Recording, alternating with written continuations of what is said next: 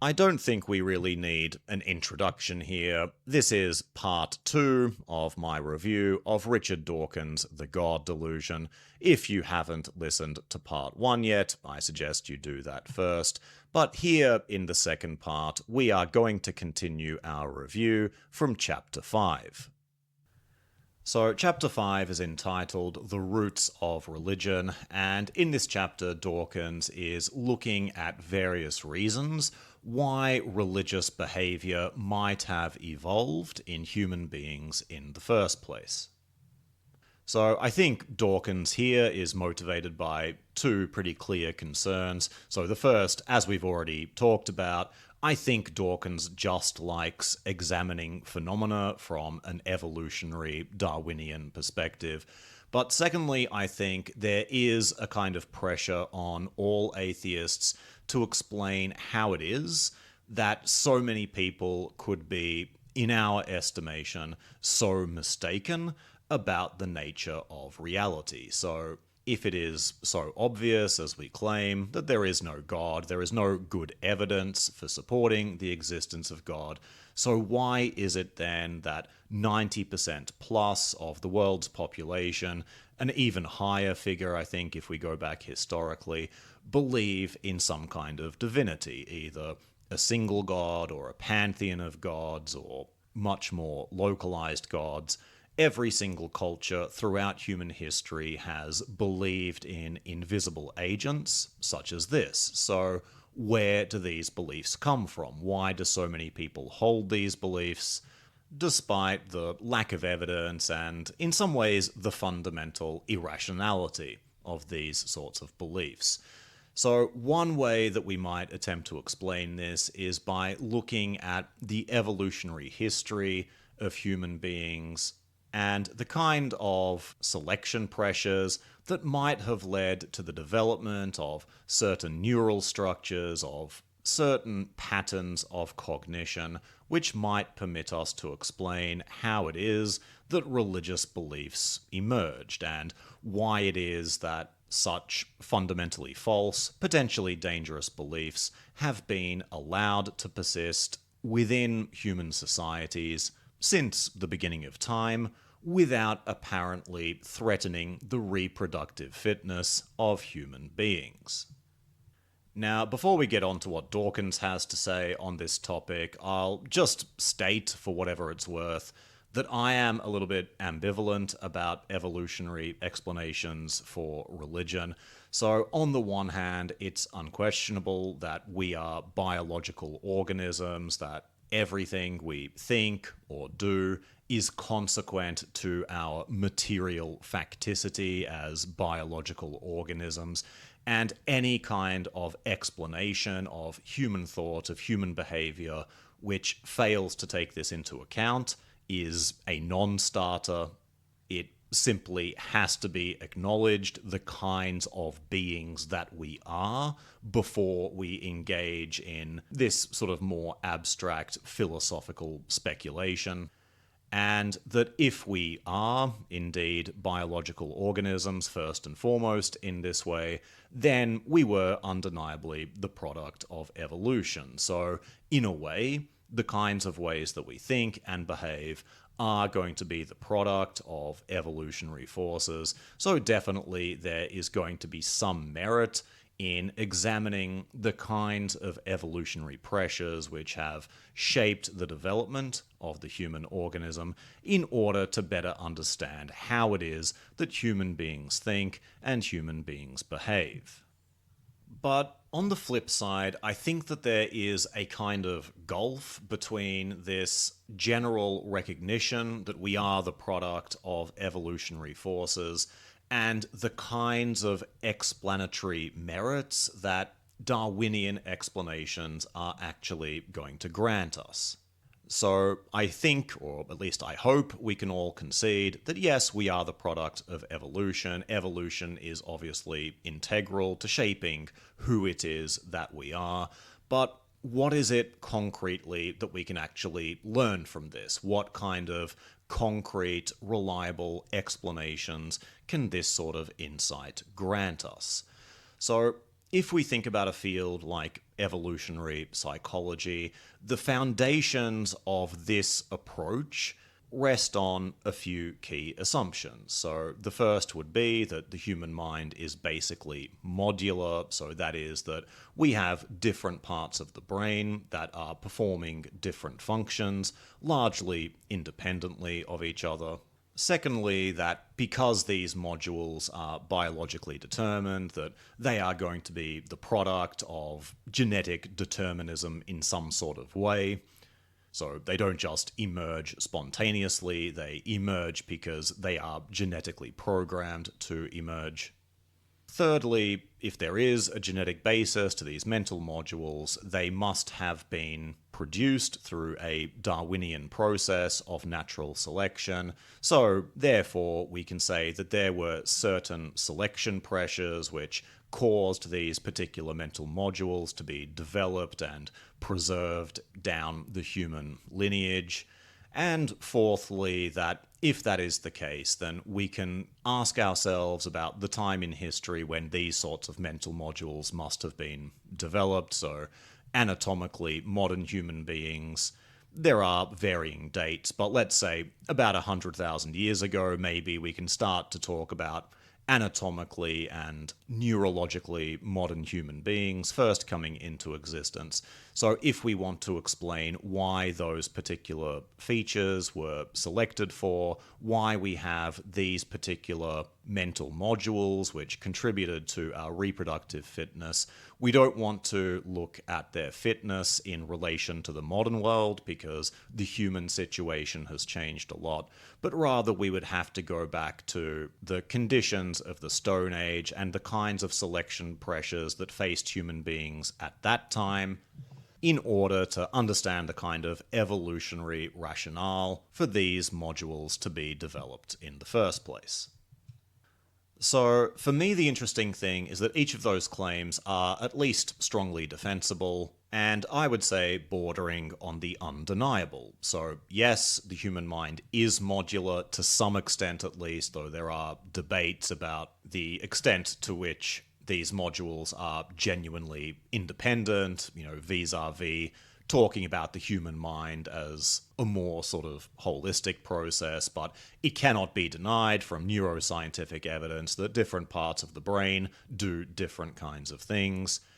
Secondly, of course, these had to be produced by genetics. Thirdly, yes, definitely, if something is the product of genetics, then those genes must have been selected for through a kind of Darwinian process.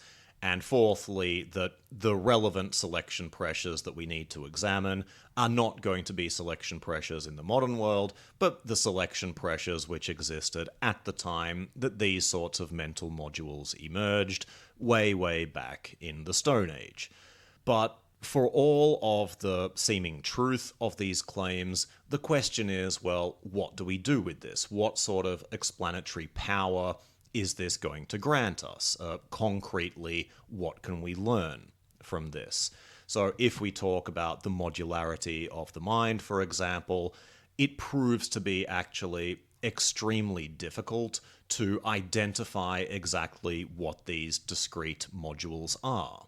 It's very difficult just to point at the brain and say, okay, this module does X, this module does Y, these are discrete modules, because different modules actually serve a variety of different functions. And importantly, even the genes that are responsible for the generation of neural structures are what has been referred to as pleiotropic, which just means that particular genes do a lot of different things in terms of constructing a human body. So it's pretty rare that you have a gene that is just doing one particular thing in terms of generating a particular piece of anatomy. So if parts of the mind and the genes themselves serve a number of different independent functions, it then becomes very difficult to talk about what particular selection pressures could have led to their development, because it's of course going to be very unclear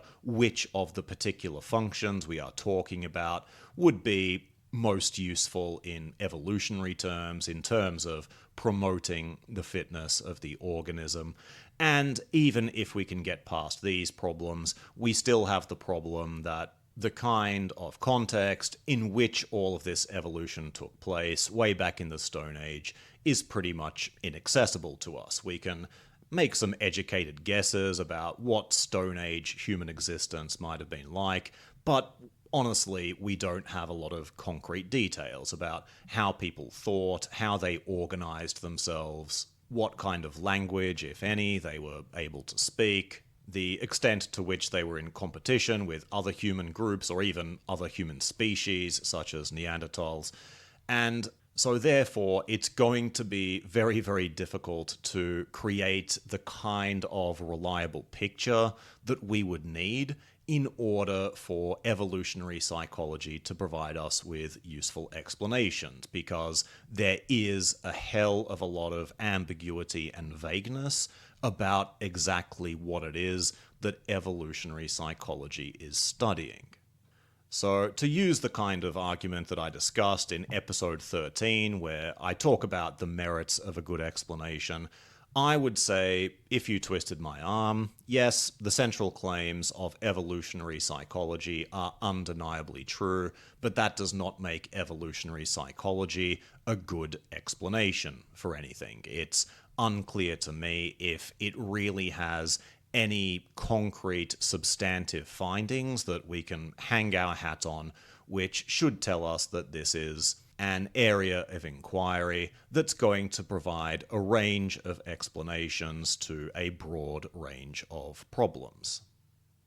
And I think that similar concerns, for very similar reasons, are going to apply to evolutionary explanations in general, particularly with reference to evolutionary explanations of more abstract things like patterns of human thought, patterns of social organization, the development of human groups, and so on. And, of course, all of these things are going to be very relevant to explaining the emergence of religion.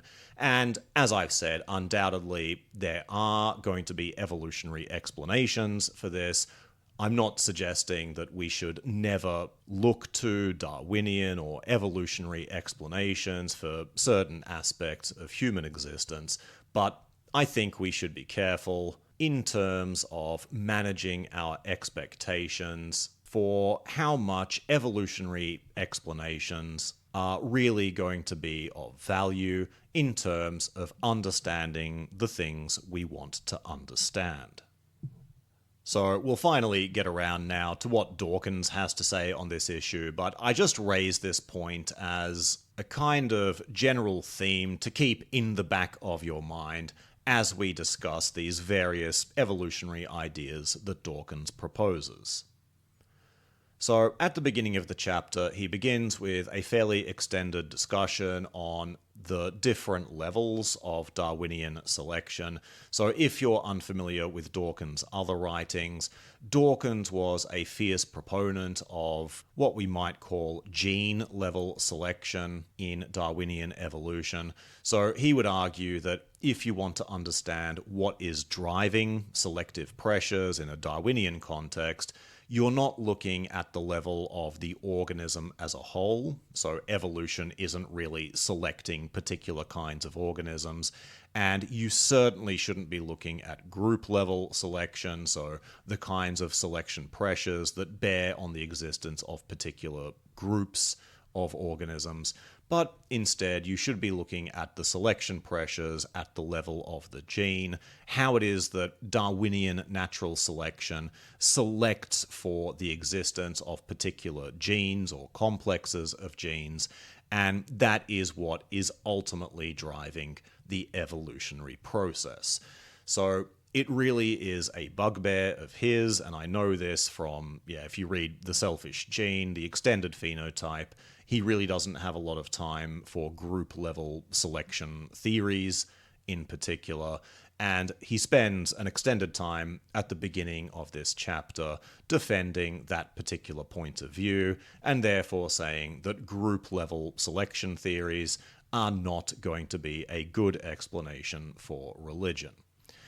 So an evolutionary explanation for religion at the group level would be something like those groups of human beings which possessed a particular religion might have had certain reproductive advantages over groups that lacked this tendency.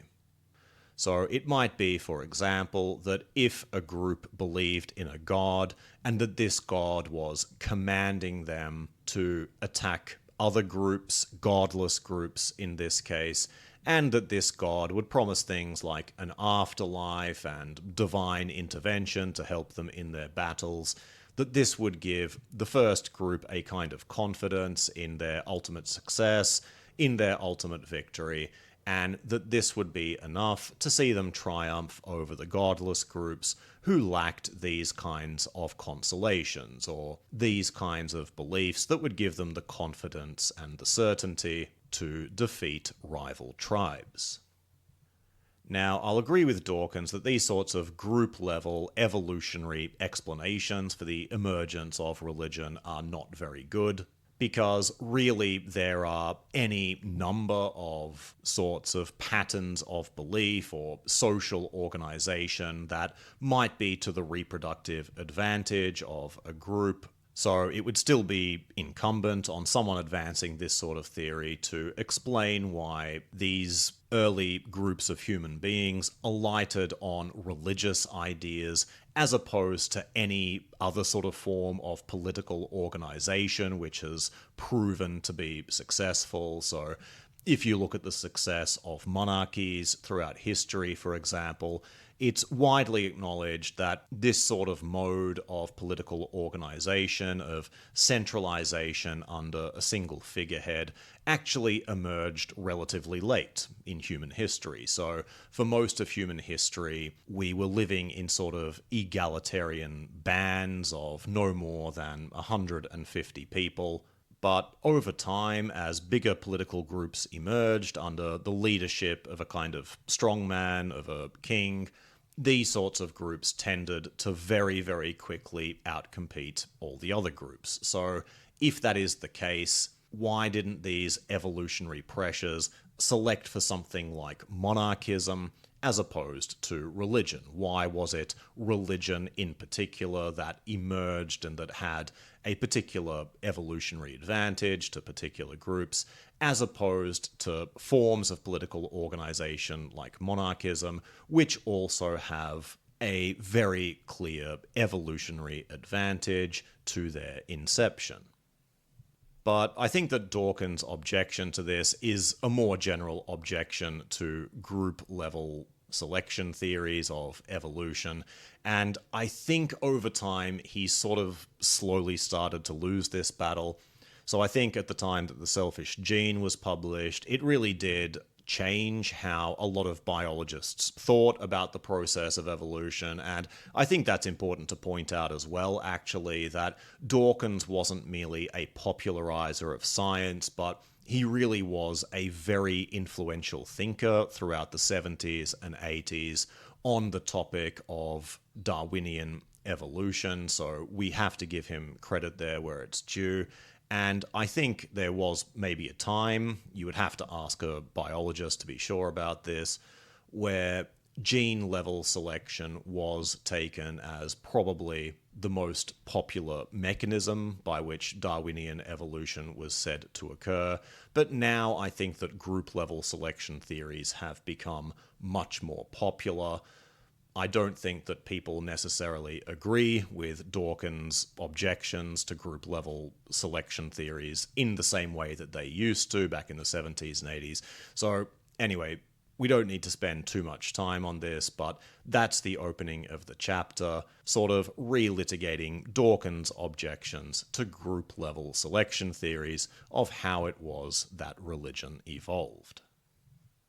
So what Dawkins here argues instead is that rather than religion being something that has been positively selected for during the process of human evolution, it is instead a kind of evolutionary byproduct. So the argument here is, and this is something you commonly find in the cognitive science of religion and the evolutionary psychology of religion and so on, is that there are certain features of human cognition, features which serve a definite evolutionary purpose in other sorts of domains or in other areas of human experience, that have sort of been co-opted as serving a religious function a bit later down the line.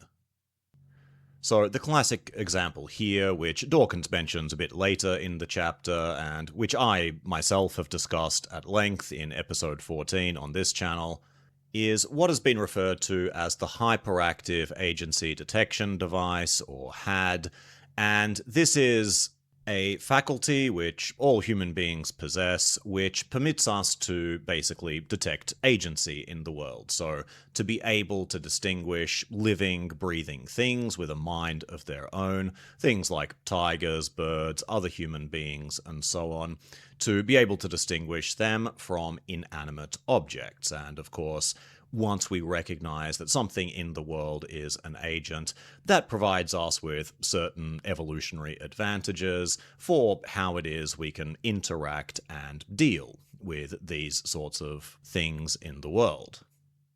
But, of course, once we have this faculty in place, a faculty which permits us to detect agency, there is no guarantee that this faculty is just going to continue operating in its natural domain, and what will inevitably happen is that we start to detect agency in the world even where there is not an agent present. So, in the cognitive science of religion, this is, of course, offered as a potential explanation for why it is that people see invisible agents in the world, things like ghosts and gods and spirits, and so on. But the point of all this is that this agency detection system was not actually designed by evolution, if that's the appropriate term, to serve this function of seeing ghosts and gods and things like that in the world.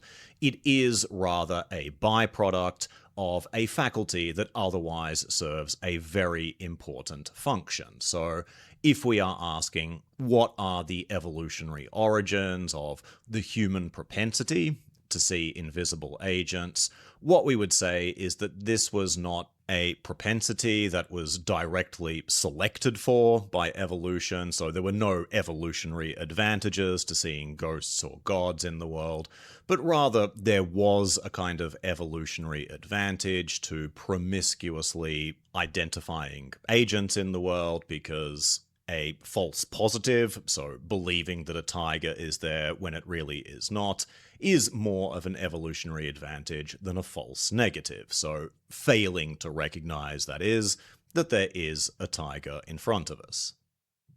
So for that reason, we can say that the human propensity to confabulate invisible agents in the world is a byproduct of other evolutionary processes. The faculties we have to detect this sort of agency in the world were selected for very different reasons than identifying gods and ghosts. Gods and ghosts are merely the byproduct of this cognitive faculty.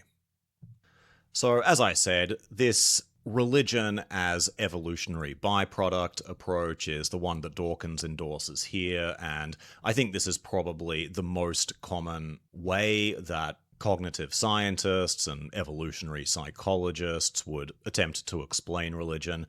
But still, there's a kind of weird way that Dawkins presents this issue here. So this is how he discusses and introduces the idea that religion is an evolutionary byproduct. So he writes, quote, "Natural selection builds child brains with a tendency to believe whatever their parents and tribal elders tell them. Such trusting obedience is valuable for survival. But the flip side of trusting obedience is slavish gullibility. The inevitable byproduct is vulnerability to infection by mind viruses. For excellent reasons related to Darwinian survival, child brains need to trust parents and elders whom parents tell them to trust. An automatic consequence is that the truster has no way of distinguishing good advice from bad. The child cannot know that "don't paddle in the crocodile-infested Limpopo" is good advice, but "you must sacrifice a goat at the time of the full moon, otherwise the rains will fall" is at best a waste of time and goats. Both admonitions sound equally trustworthy. Both come from a respected source and are delivered with a solemn earnestness that commands respect and demands obedience. The same goes for propositions about the world, about the cosmos, about morality, and about human nature. And, very likely, when the child grows up and has children of her own, she will naturally pass the whole lot on to her own children, nonsense as well as sense, using the same infectious gravitas of manner. End quote. So there's a few things to say here. The first is that I don't think I've ever encountered this theory in my readings of the cognitive science of religion before, so I don't think there are many people in this field who would offer child gullibility as a kind of explanation for the origins and transmissions of religious beliefs. So the primary problem is that it doesn't really explain the issue deeply enough. So, of course, there is this phenomenon of children being very credulous and accepting like a sponge all of the information that is supplied to them by their community, and as Dawkins says, this is going to include sense and nonsense. There's also this idea that children are prone to what has been referred to as over-imitation. So that is when they are presented with a method of how to do something or a way of how to approach a particular problem. They tend to copy the actions of the adults around them very exactly, even those actions that should be recognizably irrelevant to the process at hand. So, for example, if you're teaching your child how to cook an omelette, you say, okay, first heat the pan, then crack some eggs, put them in the pan, then hop on one leg 3 times, and then start stirring the mixture. The kids, at least according to this theory, are going to include hopping on one leg 3 times when they attempt to make an omelette themselves, even though they should be able to recognize that this action serves no productive function in the context of making an omelette. But this sort of theory of over-imitation is going to be one way that particular religious behaviors are transmitted from one generation to the next. So there are many theories of religious embodiment which will make use of theories like this, but I'm not sure that the same idea really necessarily applies to the transmission of ideas. So yes, children will tend to credulously accept whatever sort of beliefs their parents or their wider community provide to them. But we're still left with the problem as to why those ideas originated in the first place. So why is it that the adults around them, why is it that the wider community has come to endorse these ideas? How were they first introduced into that community? How is it that children are able to understand these ideas that are so deeply counterintuitive? How can they understand this idea of a disembodied kind of agency, like a god, which has an immanent power in the world, who has particular kinds of emotions and thoughts and plans and goals that are similar to human ones, but not necessarily identical to human ones, who can enact a kind of spooky, magical, causal influence over the world, and so on. How is it that children are able to understand these ideas so readily? How is it that they are able to reliably interpret these particular ideas so that they are able to be passed on in turn? And so on and so on. And it's these sort of questions that the cognitive science of attempts to explain, and it's these kinds of questions that I think are going to be more useful in terms of understanding what religion is and where religion comes from. So the mere fact that children can be overly credulous, that these sorts of ideas can be transmitted very easily from one generation to the next doesn't quite answer the problem deeply enough. It doesn't quite get at the origin of these religious ideas. So that's why you tend not to find this sort of theory in the literature on the cognitive science of religion. At least that's how I see it. But I think that the main problem here is that once again, there is a kind of condescending attitude that Dawkins is promoting here, which is kind of getting in his way of really understanding the issues. So he presents religion as a consequence of childlike thinking, as a consequence of gullibility. And, as an atheist, I don't necessarily disagree with that. I think that religion does sometimes prosper more successfully under conditions in which people are more gullible or childlike. Okay, fine, but that doesn't really explain what religion is, where it comes from, or why it has been such a universal phenomenon throughout human history. There must be something deeper here than mere gullibility. And I mean, even if you are positing gullibility as an important explanation for how it is that religious beliefs are transmitted, there's still the question of why these particular kinds of beliefs. As I spoke about in my episode on the cognitive science of religion, there are any number of completely crazy, off-the-wall ideas that people could propose for explaining the world, where they are not restricted by logic or evidence, so there's nothing stopping them from confabulating any number of theories to explain how it is that the world works. Why do they so continuously alight on these particular kinds of theories? These theories which typically involve disembodied agents, which involve invisible, magical forces in the world. Why is it that these sorts of ideas are so consistently developed, they are so consistently transmitted, that are so intuitive for children to understand, whereas other types of theories that might be invoked to explain the world tend not to be successful? So again, this is going to be something that cognitive scientists of religion are going to try to understand. Why is it that these particular beliefs are so amenable to development and transmission? But merely saying that children are gullible does not explain any of that. It explains, at best, a potential mechanism for the transmission of religious ideas, but it certainly doesn't go any way to explaining religious ideas in general. Now, having said all that, later in the chapter, Dawkins does discuss some more concrete ideas about the potential origins of religion, and a lot of these are drawn from the cognitive science of religion, from the evolutionary psychology of religion, and so on. So he mentions the hyperactive agency detection device, which we've already mentioned.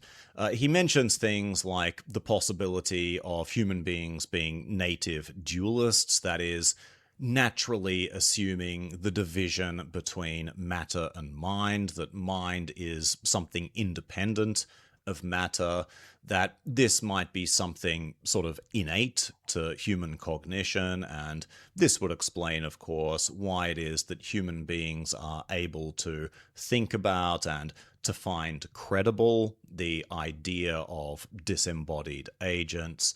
He also talks about the propensity of human beings to engage in promiscuous teleology, that is, to interpret the world in terms of particular end goals, or as operating with certain purposes in mind. So a classic example, I don't think Dawkins cites this particular example, but a classic example in the literature is if you ask children, for example, why is it that lions exist, they'll say something like, so that we have something to look at when we go to the zoo. Why do rocks exist? Well, maybe rocks exist because they give lions something that they can scratch their back on, something like that. So children are naturally predisposed to interpreting natural phenomena like lions, like rocks, as serving a kind of purpose, that there is a particular goal that exists, which explains why these natural phenomena exist. They exist for a reason. And there is work done in the cognitive science of religion, which tends to suggest that religious people are more prone to teleological explanations. And again, that is a pretty natural path to the development of disembodied agents who are exactly the kinds of things that might exist in the world to grant the world the kinds of goals and purposes that we are prone to identifying there. He also mentions a number of other potential explanations for the evolutionary development of religious ideas, which depend on this idea that religion is a kind of evolutionary byproduct. So he discusses Dan Dennett's intentional stance, for example. He discusses ideas such as the idea that the love of God is a kind of byproduct of ordinary love between human beings. He discusses the possibility of just random genetic drift being a possible explanation for religion. So all of these ideas share the basic premise that religion does not exist because it was positively selected for by evolution, but rather that it's a byproduct of evolutionary pressures in other domains. And we're not going to go into any sort of detail about these here, but all I will say is that I think this is probably, all in all, the best chapter in the book for the concrete content that it provides and the plausibility of the accounts that it provides. I certainly also agree that the best explanations of religion tend to assume that religion is an evolutionary byproduct. Everything I think Dawkins says here, apart from that brief discussion about the gullibility of children, is basically correct. And so if you only have time to read one chapter, or if there is only one chapter from this book that I would recommend people to read, it would be this one. There is nothing really objectionable here. I think it's all pretty accurate and indeed some very useful information there. Next up is Chapter 6, entitled The Roots of Morality, Why Are We Good? And this is a chapter that I made more notes on than any other. I think I could literally spend hours discussing just this chapter, so I'll try not to go down too many of my digressions here. I'll try to keep this as compact as possible. But again, this is a chapter with a very heavy Darwinian focus, so he's going to be discussing morality from a very Darwinian perspective and attempting to explain the origins of morality from a Darwinian perspective. And there is a lot here to commend. There is, unfortunately, a lot that has been left out, and a lot of things that I think are very, very important for understanding this issue. And again, I don't like to criticize Dawkins for the things he didn't include in this book. If he included everything I would want him to include, the book would be about 3,000 pages long. But here there really are some things, I think, which might support his argument, but certainly which I think very often undermine his argument that he fails to address here. So anyway, as I said, the main point of this chapter is to try to supply a Darwinian explanation for morality. So the point would be that we don't need gods, we don't need this sort of transcendental religious morality in order to explain how it is that human beings are good, how it is that we have a moral sense, how it is that we are able to act ethically, and so on. According to Dawkins, and I would agree, all of this can be explained by purely biological processes. You don't need to introduce any kind of soul or God or anything metaphysical like that to explain human morality. So he begins with the concession that evolution, all things considered, is probably going to favor the selection of selfish strategies in organisms over altruistic ones. So if the ultimate Darwinian criteria for success is the ability to survive and pass on one's genes, that is going to imply a need above all for self-preservation and for the organism to advance its own interests over the interests of all other organisms. So the problem with identifying a biological basis for morality is it might be a little bit difficult to imagine how this sort of instinct might get off the ground in the first place. And you do hear religious apologists appealing to this idea that if it is the case that there is no sort of transcendent morality as created and ordered by God,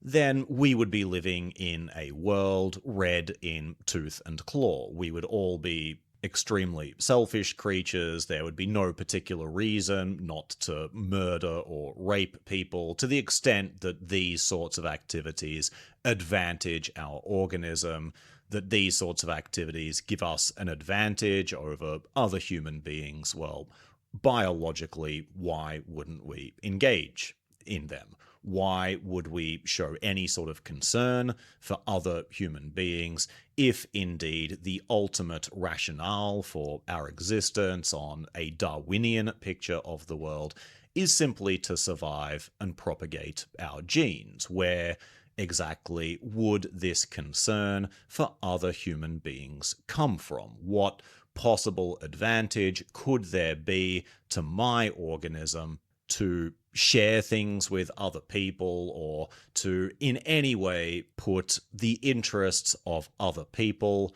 above my own? So with that in mind, there have been a number of different theories proposed about what sorts of selection pressures might exist to produce morality in human beings, and why it is that human beings acting morally and ethically towards one another might actually confer a Darwinian advantage over theoretical human groups which did not possess these traits. So Dawkins mentions 4 of them here. He writes, quote, "We now have 4 good Darwinian reasons for individuals to be altruistic, generous, or moral towards each other. First, there is the special case of genetic kinship. Second, there is reciprocation, the repayment of favors given and the giving of favors in anticipation of payback. Following on from this, there is third, the Darwinian benefit of acquiring a reputation for generosity and kindness. And fourth, there is the particular additional benefit of conspicuous generosity as a way of buying unfakeably authentic advertising." End quote. So we won't go into detail here about what each of these mean, but I will say that there is sort of strong empirical evidence, certainly for the first 2 theories there. So from a Darwinian perspective, if the goal of the organism is ultimately to propagate its own genetic germline, then there are obviously reasons why an organism will face selection pressures to support the existence of those organisms which are most closely related to it. So the obvious example here would be the kind of love and care and attention that a parent gives to its child. And this is not just something we see in human communities, this is something we see amongst all mammalian species pretty much, where certainly the mother at least is going to invest a great deal of time and care and effort into raising their young until the point where the young are able to fend for themselves. And the Darwinian rationale for this is pretty obvious, that if the children of the mother fail to survive to adulthood, then the genetic germline is going to end anyway. So if the goal of Darwinian evolution is to propagate this genetic germline, then it stands to reason that parental involvement, parental investment in the ongoing survival of the children is going to be necessary to see that end realized. So, maternal care is, of course, a far cry from morality proper, but it at least gives us a pretty obvious biological basis for a kind of altruism. There are pretty clear Darwinian reasons why an organism would want to be supportive of those organisms to which it is closely genetically related. And in the second case, there have been many studies done on the phenomenon of reciprocity, this idea that if I do something nice for you, you do something nice for me, that we are both in a better situation than if we were just acting individually. So there are clear benefits to cooperation. And again, this implies a pretty clear biological rationale for a kind of altruism. So when I do something nice for another person, when I support them, when I help them, the biological rationale is not because I want to be ethical necessarily. I'm not necessarily doing it from purely altruistic motivations, but rather there is the need for every human being to exist in a kind of community. Human beings individually are not particularly strong. We are not necessarily particularly well adapted to any particular environment. But as groups, human beings are much more powerful. They are much more likely to survive in a group context as opposed to an individual context. And so that necessitates the development of particular means and impulses towards cooperation, and the development of altruistic behaviors which serve group cohesion. So I certainly don't think that there is any difficulty in providing a plausible Darwinian account for the origins of morality, but at the same time, as I mentioned at the start of this episode, I'm not really sure how far this is going to get us, so merely observing that there are clear Darwinian selection pressures for the development of something like a moral sense in human beings is not really much of a consolation to me. My interests are much more existential in nature, so, fine, our moral faculties were plausibly developed by Darwinian selection pressures, but what am I to do? What is the right thing to do? Why should I be good? What counts as good in this particular situation? None of these questions are going to be answered by Darwinian accounts of evolution. And to be clear, the same problem applies to religious ethics, so these sort of meta-ethical questions about what counts as good, what we are to do with our lives, why it is indeed that we should strive to be good in the first place. There's no plausible religious answer to any of these questions either, so the purely physicalist Darwinian account of morality is not at a disadvantage here, but I think that the mere observation that particular moral faculties could be developed by Darwinian processes doesn't really matter, let's say. There are much more pressing issues with respect to morality that a Darwinian account isn't really equipped to answer. And I bring that up because I think that is probably the great weakness of this chapter, that Dawkins doesn't seem to be particularly interested in addressing any of these sorts of questions, and there is a lot of material about morality and ethics that he doesn't address or doesn't seem to be particularly interested in, even though in many cases these are things which might actually support his argument. So he brings up here, for example, the infamous trolley dilemma. So it's this idea that you have a train hurtling down the tracks. I'm sure you've all heard some version of this before. There's a train hurtling down the tracks. It's about to run over 5 people, but you can flip a switch and make the train divert its course, in which case it's only going to hit and kill 1 person instead of 5. So the dilemma is, what do? You can do nothing and watch 5 people be killed, or you can intervene and, in that sense, be directly responsible for the death of 1 person instead.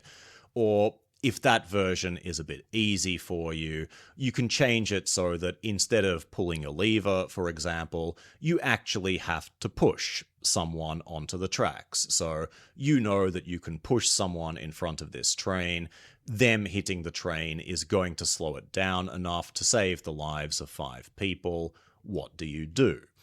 And these sorts of dilemmas are posed not because there is any right or wrong answer to them, but rather to show, I think, that there are different ways of thinking about morality. So here, for example, the main issue is the extent to which human beings think about morality in utilitarian terms. So it's better to save the lives of 5 people over 1.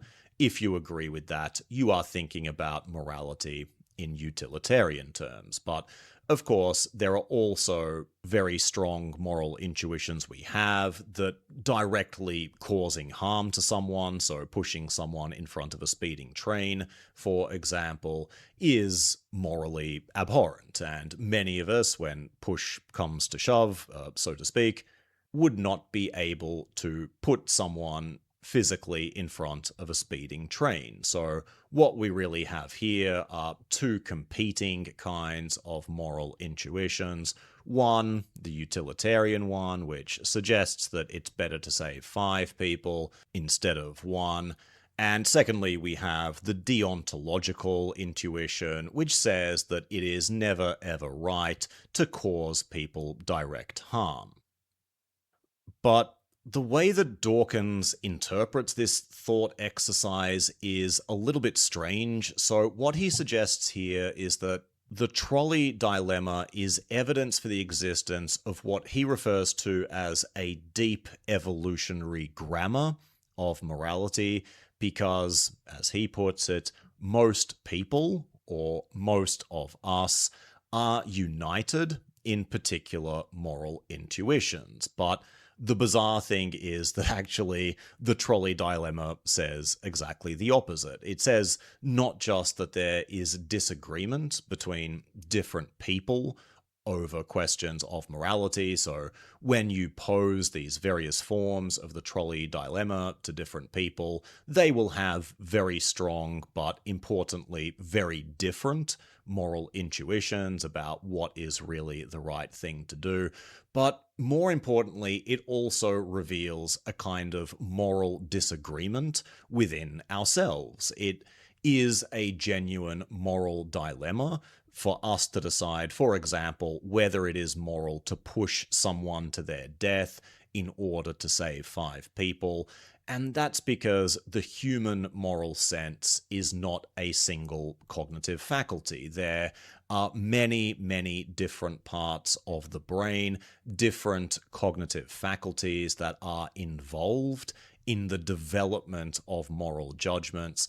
And so some sort of moral disagreement, both between people and within ourselves, is basically inevitable, because there are going to be situations, such as these trolley dilemmas, which force different cognitive faculties to reach different conclusions about what the right thing to do is.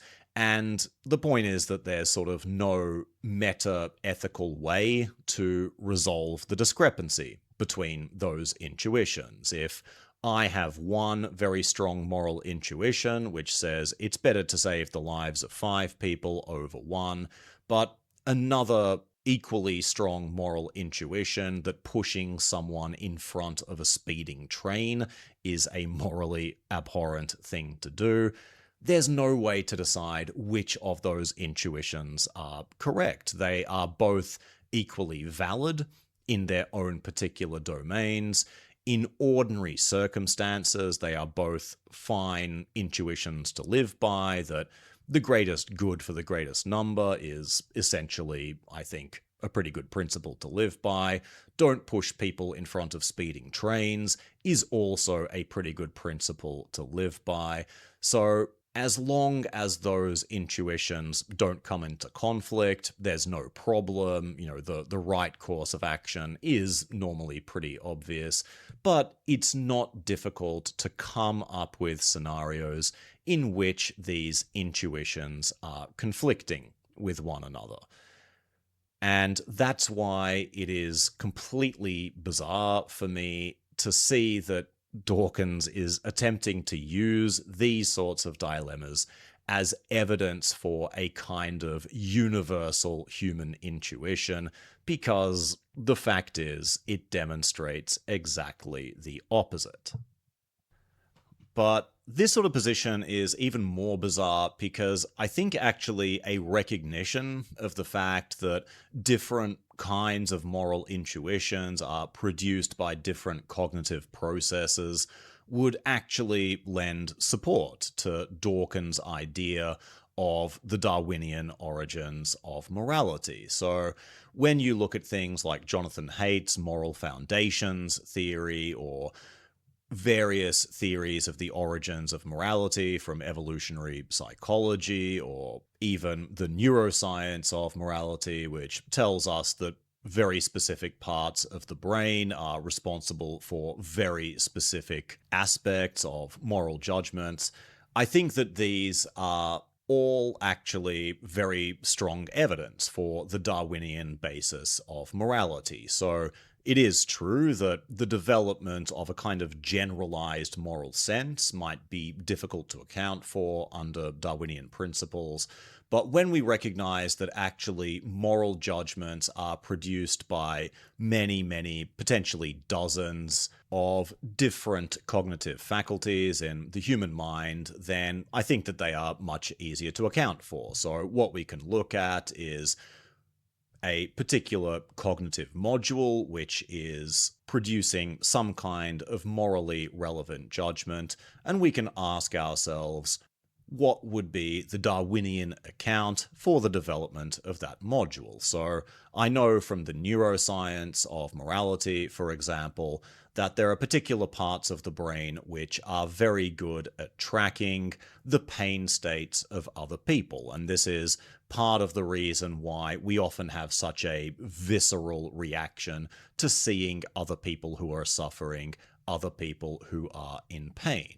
Now, it seems apparent to me that there would be very clear evolutionary reasons why this sort of module would develop. It would obviously be in our interests to understand how or why it is that other people are in pain, and to be able to empathize with them to that extent.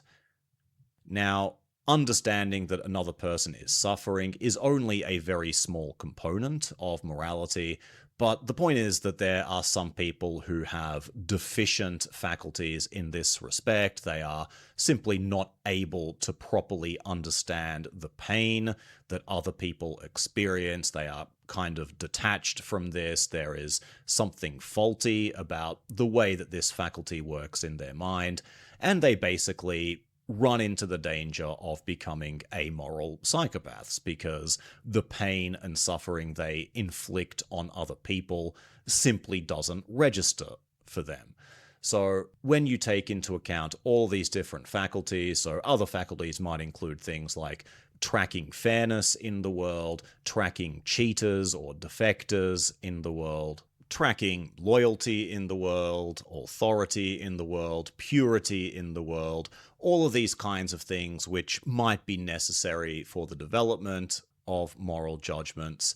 Each of these evolved individually. We should be able to say if they are indeed discrete modules. They each had different selection pressures underlying their development. And once we recognize this, I think that it becomes much easier to account for the evolution of morality, because instead of having to explain the emergence of a very complex, generalized moral sense in human beings, what we're accounting for instead are a number of much smaller, much more restricted in scope faculties in the human mind.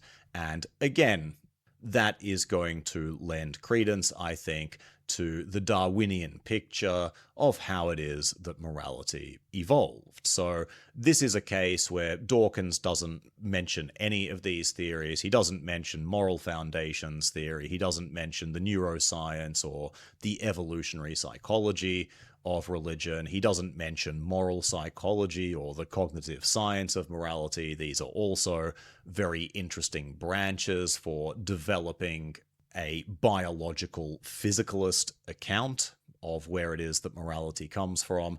And to me, that's a pretty big gap in this chapter. So again, I don't like criticizing Dawkins for the things he doesn't include, but there is such a wealth of material relating to the biological origins of morality. It's strange to me that he doesn't really mention any of this at all. And another thing that he fails to mention in this chapter is anything related to what we might call normative ethics. So really trying to investigate what particular kinds of actions we can reliably deem as being moral or immoral. So he sort of skates over the issue a little bit. So take this passage, for example, where he writes, quote, "If you agree that in the absence of God you would commit robbery, rape, and murder, you reveal yourself as an immoral person, and we would be well advised to steer a wide course around you. If, on the other hand, you admit that you would continue to be a good person, even when not under divine surveillance, you have fatally undermined your claim that God is necessary for us to be good. I suspect that quite a lot of religious people do think religion is what motivates them to be good, especially if they belong to one of those faiths that systematically exploits personal guilt. It seems to me to require quite a low self-regard to think that, should belief in God suddenly vanish from the world, we would all become callous and selfish hedonists, with no kindness, no charity, no generosity, nothing that would deserve the name of goodness." End quote. So what Dawkins, I think, correctly identifies here is that religious people themselves, I think, often misattribute the origins of their own moral compass, that they believe that they are getting a lot of direct moral instruction from their religion, that it is their particular belief in God or the virtues of their holy scriptures or something like that, which accounts for their moral decency. But as Dawkins argues in this chapter, our moral sense is largely independent of religion, and even religious people who take religious ethics very seriously, who have been steeped in religious moral instruction for most of their lives, are not really getting most of their moral goodness, we might say, from religion, but rather from certain moral intuitions that have a biological basis quite independent of religion.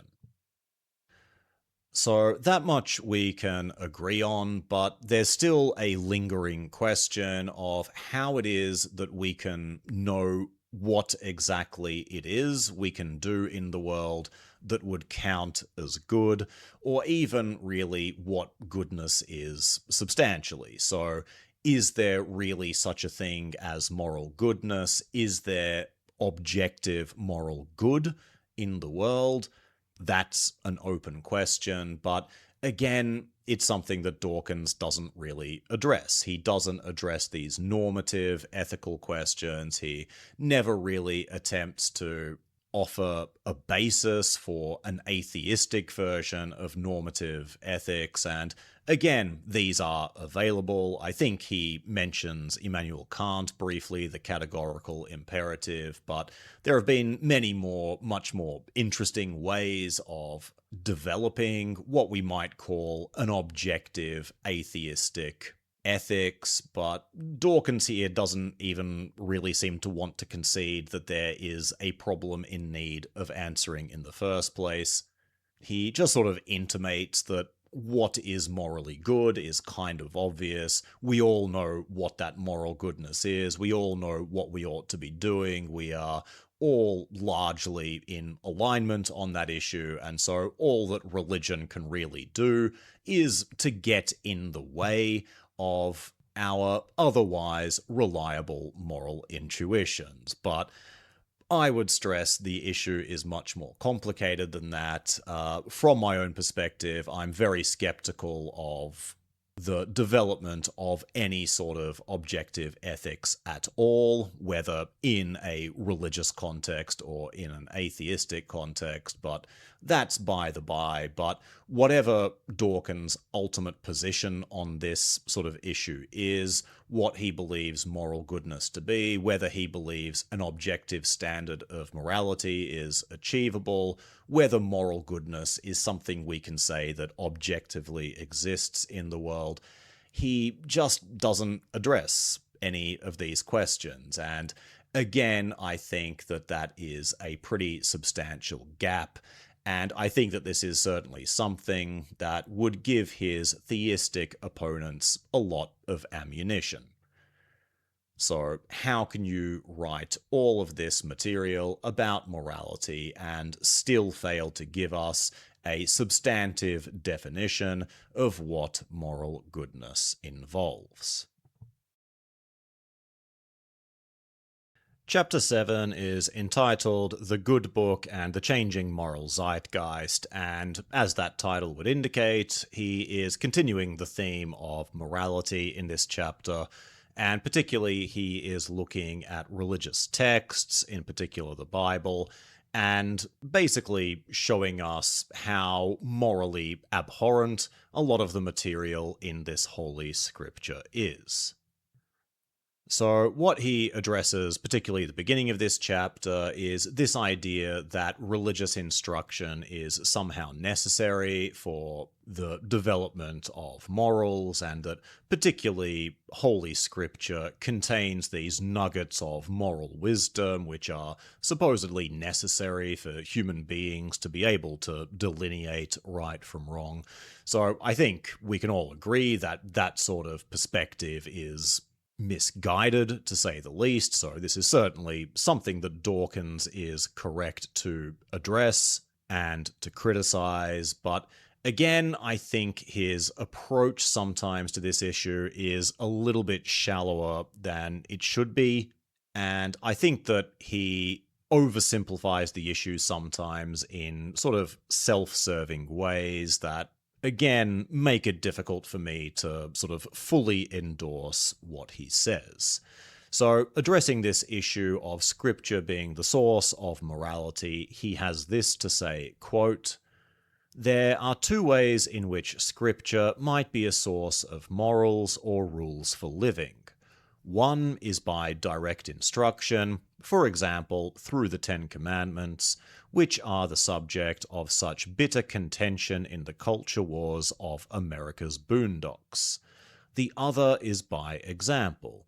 God or some other biblical character might serve as, to use the contemporary jargon, a role model. Both scriptural routes, if followed through, encourage a system of morals which any civilized modern person, whether religious or not, would find, I can put it no more gently, obnoxious." End quote. So basically what he's saying here is that if you want to argue that Holy Scripture is in some way a source of moral norms in human beings, there are basically two ways that these moral norms could be inculcated.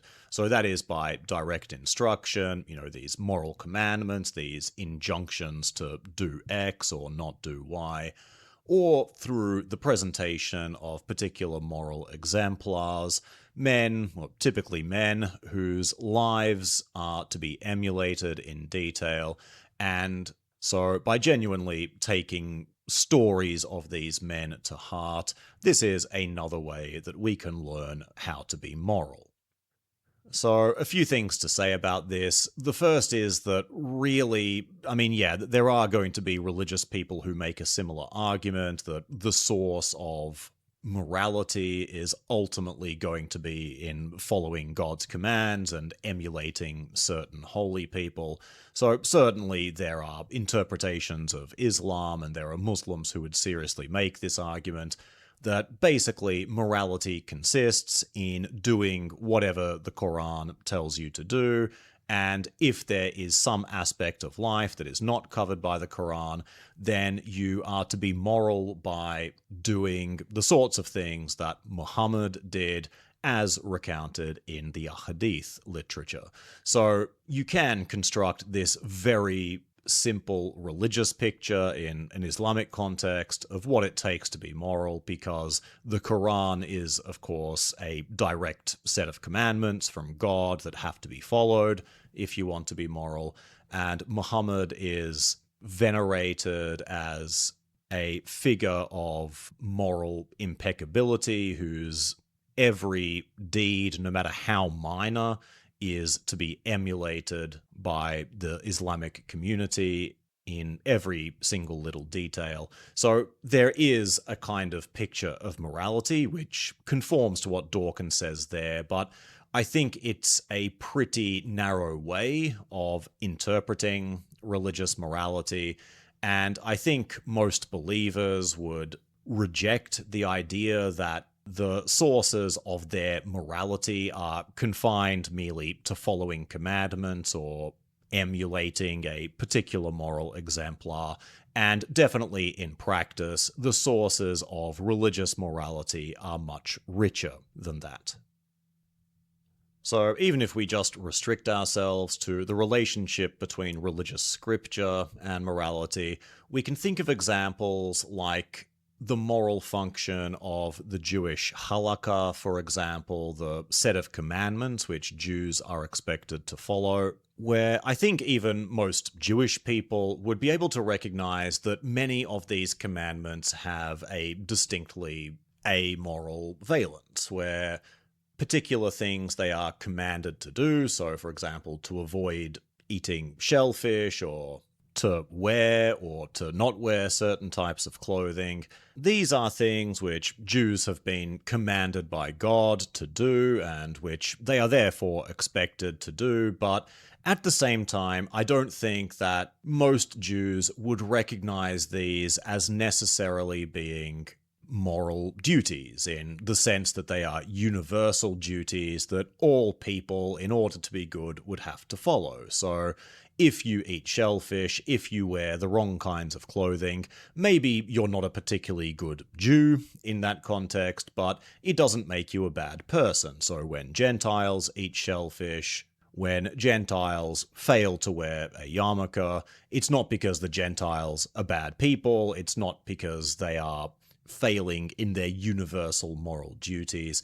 These are simply commands that Jewish people are expected to follow in order to demonstrate their fealty to God and their commitment to the Jewish community. But there can still be moral interpretations of this law. So a rabbi, for example, might say that, yeah, these individual commandments don't necessarily have any moral valence, but still there is something morally virtuous about observing all of these laws in their totality. It will teach you the virtues of piety, of patience, of fortitude, of commitment, any number of things like this. So It's pretty easy to see that scripture might be said to be a source of morality in the sense that it inspires particular virtues, but the cultivation of virtues are neither necessarily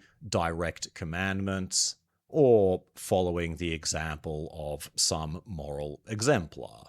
Or you can think of a case, let's say a Christian who is facing a moral dilemma, so they sit and pray and they read through scripture, and the right course of action through these sorts of behaviors is revealed to them by the Holy Spirit. They get a kind of charismatic revelation of what the right thing to do is. And again, we can say that this is something that has been precipitated by their reading of scripture. It was the reading of the Bible which caused this sort of divine intervention. But again, in this case, we can say that the moral knowledge that they gain from reading scripture is not coming from sort of blindly following commandments or from following Jesus' example, but from the charismatic intervention of God. So again, what this shows us is that scripture can be a path to moral knowledge in a number of different ways, according to the internal logic of the different religious traditions. So there are these, what we might call aretaic interpretations of religious morality, that is, that people develop moral knowledge in a religious context because certain virtues can be inculcated in them, and scripture might somehow assist in that. Or we can talk about certain kinds of religious morality having what I term a charismatic origin, that is, they are inculcated in us through divine grace, through the direct intervention of God. And again, the reading of Holy Scripture might have a part to play in that, but it has nothing to do with following direct commandments or following the example of a particular exemplar. So the relationship between scripture and morality is pretty complicated in a religious context, and of course it gets even more complicated because there are any number of other sources of religious morality which have nothing to do with scripture, and in fact I would say that this is where the bulk of religious morality comes from.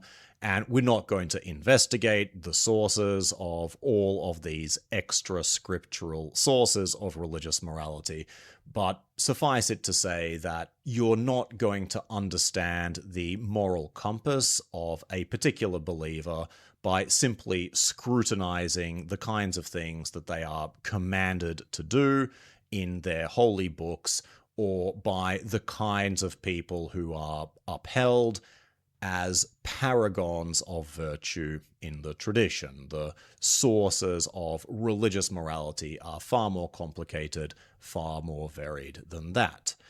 But of course, here Dawkins posits just these two particular sources of religious morality, through divine commandment or copying moral exemplars, and this is convenient for his argument in this chapter because it basically allows him to go through, again, particularly the Bible, pointing out all of the morally abhorrent commandments that God gives, or pointing to all of the morally abhorrent things that biblical characters do, and therefore saying that religious morality is defunct, that it has nothing of particular value to teach us because the commandments themselves, the moral exemplars themselves, are in fact morally reprehensible. But I think that this sort of argument can really only be sustained on sort of naive readings of religious scripture. And indeed, there are many religious people, fundamentalist religious people in particular, who might well encourage these sorts of naive readings of religious texts. But I think that if we are going to try to seriously investigate the relationship between the content of Holy Scripture and the manifest moral behavior of religious adherents, we have to take a more sophisticated approach to understanding the relationship between particular texts and the manifest behaviors of particular people in a religious context. So, as an example of what I'm getting at here, I will present to you what Richard Dawkins writes about the myth of Abraham and his attempt to sacrifice his son Isaac. So, Dawkins writes, quote, "Modern theologians will protest that the story of Abraham sacrificing Isaac should not be taken as literal fact. And once again, the appropriate response is twofold. First, many people, even to this day, do take the whole of their scripture to be literal fact, and they have a great deal of political power over the rest of us, especially in the United States and in the Islamic world. Second, if not as literal fact, how should we take the story? As an allegory? Then an allegory for what? Surely nothing praiseworthy. As a moral lesson? But what kind of morals could one derive from this appalling story?" End quote. So the success of this critique, I think, depends on two pretty dubious assumptions. So the first is that this particular biblical narrative, or biblical narratives in general, serve primarily a hortatory function, that is, that they exist to provide us with some sort of moral instruction, that there is some sort of concrete moral lesson that we are supposed to draw from these narratives. And secondly, that there are two ways of interpreting these narratives, that is, we can interpret them literally, or we can interpret them allegorically. So, in the first place, this idea that the primary function of Scripture is a hortatory one, that it exists primarily to give us moral instruction, I just don't think that's really true. And certainly there are some believers, so let's say a Christian, who will attempt to always interpret the Bible in terms of its moral message, that the Bible exists to kind of give us an instruction on how to live ethically, the best way to live our lives, and that the Bible sort of gives us a set of examples, a set of commandments by which we are to live our lives. Certainly such people exist, but I don't think Christians as a whole necessarily scour the Bible looking for certain moral instructions on certain topics, and I certainly don't think that these myths, that these biblical narratives were constructed in the first place with that particular end in mind. So one book I really recommend on the topic was written by James Krugel, and it's called, appropriately enough, How to Read the Bible, and he goes into a lot of detail into how it is that different biblical narratives have been interpreted throughout history, and then give some insights on how it is that modern scholarship tends to interpret why it was that these myths were created, what sort of function the authors of these myths were hoping these myths to perform. Now, what he argues is that many of these Old Testament myths that you find in the Pentateuch actually originally served an etiological function. So, etiology is the study of origins of something, and so what he argues is that when you encounter a particular biblical narrative, the function of that narrative originally was to explain the origin of some aspect of the author's world. So one example that has stuck in my mind is this story of Lot and his wife. So famously in the story, they are commanded not to turn back on the cities being destroyed by God, but Lot's wife fails to heed that advice. She turns around and she is transformed into a pillar of salt.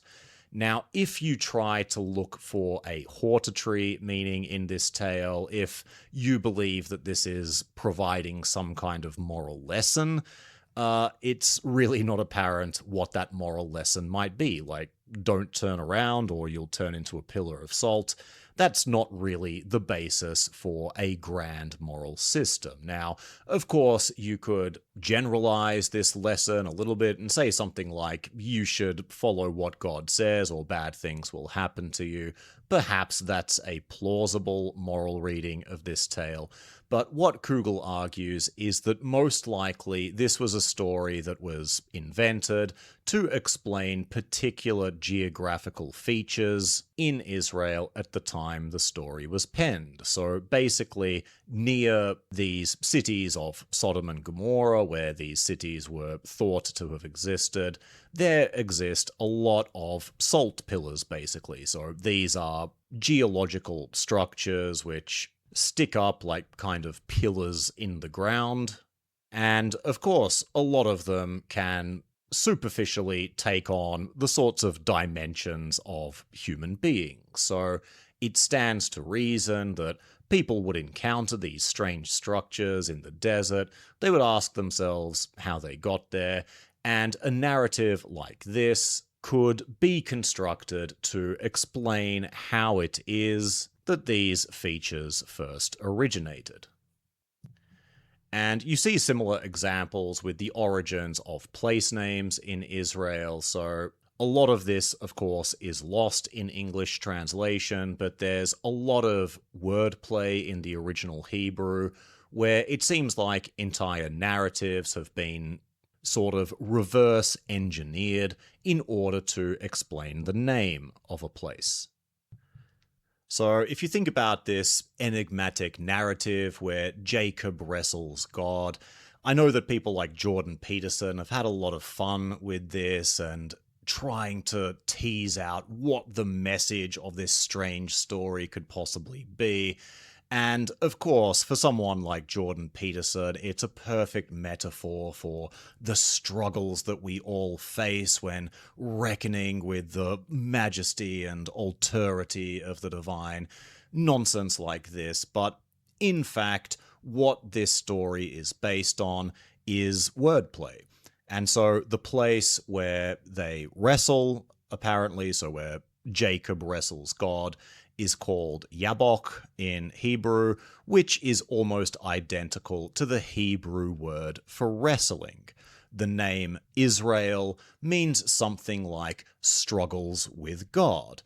So immediately, I think a lot of the manifest mysteriousness of this story is punctured when we recognize that it's a story about a guy called Struggles with God, wrestling with God at a place called Wrestling. I mean, this is ostensibly a piece of wordplay.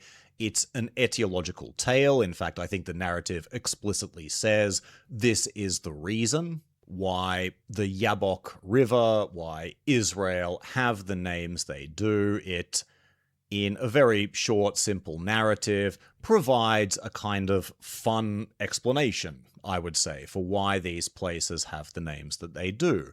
And probably originally, it might not even have been intended as a serious narrative. It was just a fun narrative that someone devised when they recognized the potential for wordplay here. But if that's the case, then scrutinizing this narrative for a deeper moral message or for some sign of moral instruction is a fool's errand. It simply wasn't created for that purpose, and you can try to twist the tale however you want. It does not lend itself easily to a moral reading, as much as that might pain people like Jordan Peterson. And then secondly, this idea that the moral sense of a text could either be arrived at through a literal meaning or an allegorical meaning, that these are the only two options available to the reader, according to Dawkins. But I think that's a little bit restrictive in terms of how it is that texts can be and are interpreted in a religious context. And firstly, the problem is that the lines between a literal reading and an allegorical reading are actually much more blurred than this dichotomy would suggest. So firstly, even language which is aspiring towards literal truth is simply shot through with metaphorical language, an unavoidable metaphorical language.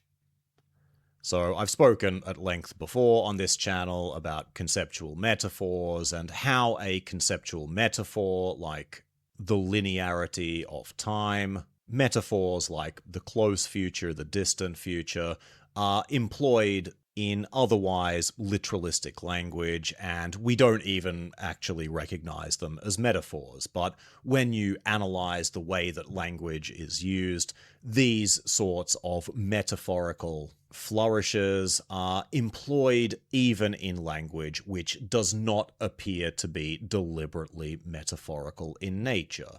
And even if you are going for an allegorical reading of the text, there is still a way in which the literal sense of that text is going to structure the kinds of allegories that you can create. So if you want to argue, for example, that the story of Abraham and Isaac is an allegory for the kind of faith that we should display with respect to God, that kind of interpretation is still going to be shaped and restricted by the literal features of the text. So it only works as an allegory to the extent that Abraham is depicted literally as enacting God's commandment. So the allegorical reading of that text only works to the extent that the literal meaning of the text is consonant with the allegorical reading. So in all forms of human communication, so in every religious text, there is never going to be a reading we can offer that is purely literalistic, whatever that might mean, or purely allegorical. Rather, these two senses sort of bleed over into one another, and as I said, all human language, including in a religious context, is going to make use of both literal and allegorical language at the same time. But I think that Dawkins' reading of the Bible is shaped indelibly by these two primary questions. So firstly, is the Bible true? Secondly, is the Bible morally salutary? And those are really the only things he's interested in. So insisting on believers interpreting the narrative of Abraham and Isaac either literally, in which case you're left with this kind of absurdity, the moral monstrosity of God, the rank stupidity and servility of Abraham seems pretty difficult to avoid, or they have to interpret this story in an allegorical sense with a moral lesson to be drawn from it, in which case they are sort of being pressed into justifying the propriety of child sacrifice or something like this. But I don't think that's the way that religious myth really functions in a religious context. Most believers are not reading these stories and thinking, oh yeah, that really happened, or oh yeah, that's a lesson that I need to apply to my own life, so if God ever commands me to murder my own children, I should follow his will unquestioningly. That's obviously not how most religious people approach religious texts. So merely pointing out that particular religious texts, in this case the Bible, contain myths which are plainly untrue, or contain passages which appear to endorse moral positions that we would today quite correctly recognize as being abhorrent.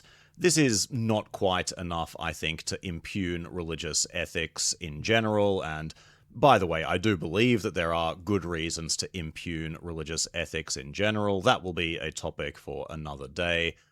But I don't think that Richard Dawkins' narrow reading of the Bible here is enough really to impugn Christian ethics in general, or to suggest that simply because the Bible contains quite a lot of ahistorical and morally questionable nonsense, that this is necessarily going to be a reflection on how it is that Christians think and how it is that Christians act in the world.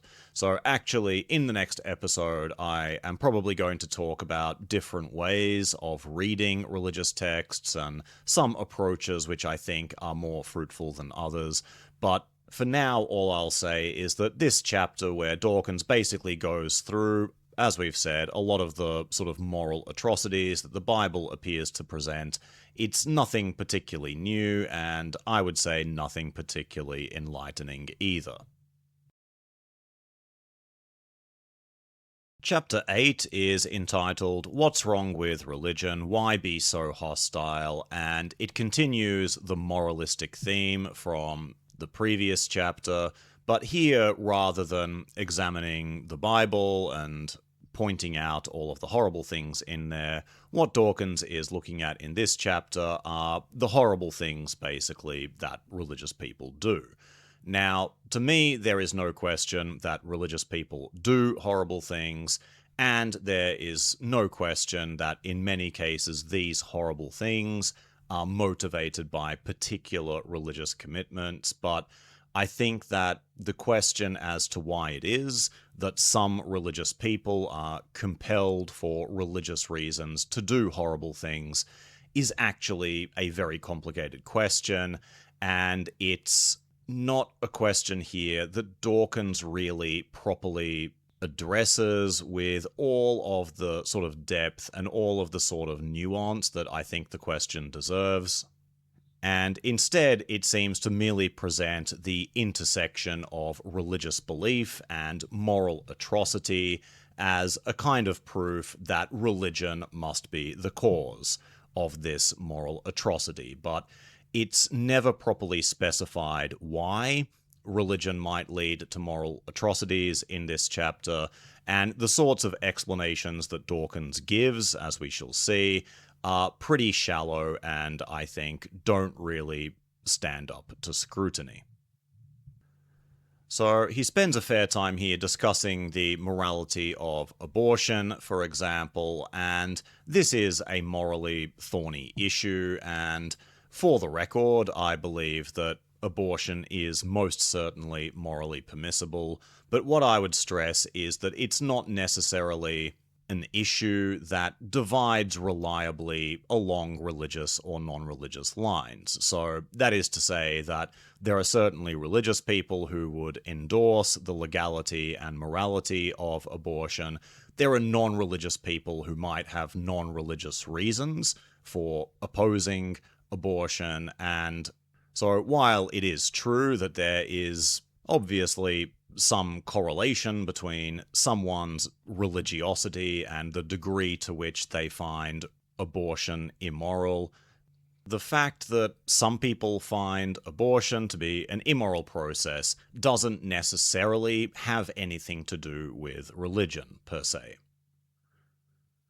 And so Dawkins spends a while defending the morality of abortion here, and his arguments are perfectly cogent. I agree with him. So the main argument is that there is no clear dividing line between what we might call humanity and non-humanity. So this works both ontogenically and phylogenetically. That is, that there is no point in the development of an embryo where we can definitively say that embryo has become a human being. And phylogenetically, if we go back through the history of human evolution, it's not like you could point to one particular individual and say, yeah, that's the first human. Every organism who came before her in the genetic germline is ostensibly not human, because, again, whoever that first human might have been, wherever we draw that line, her parents would ostensibly look very, very human as well. There's not going to be any clear difference from one generation to the next, such that we could say this organism is a human being, but her parents were not. So this is, a perfectly cogent argument against the anti-abortion position, which suggests that abortion is an act of murder because it's killing a human being. Dawkins argues here, I would agree with him, that this argument depends on a very idiosyncratic notion of what it means to be a human being, and that it doesn't really deserve any place in our moral calculus. So I think that throughout this chapter, Dawkins generally makes a pretty good case for more liberal conceptions of morality, but that in itself is not necessarily an argument against religion. You can certainly have religious people who hold more liberal views with respect to moral and ethical issues.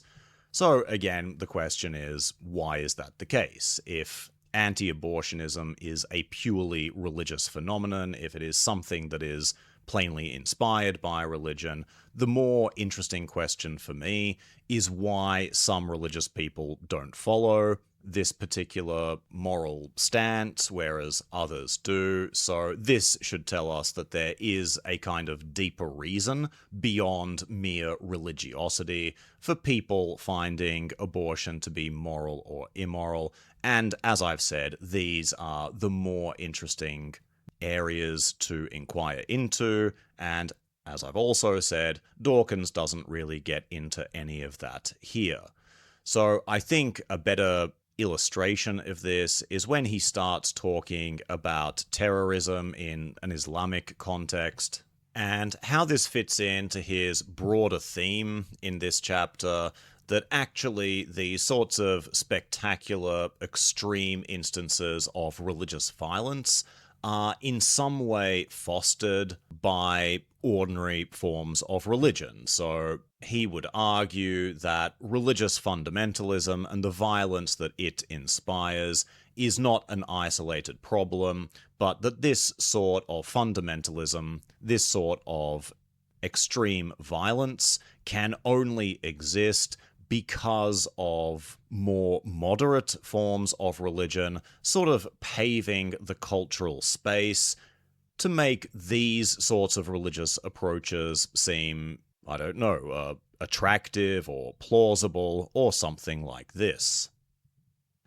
So here he approvingly cites a paragraph from a newspaper column that he's read, which reads, quote, "Everyone is being blamed for these attacks, from the obvious villainous duo of George W. Bush and Tony Blair to the inaction of Muslim communities. But it has never been clearer that there is only one place to lay the blame, and it has ever been thus.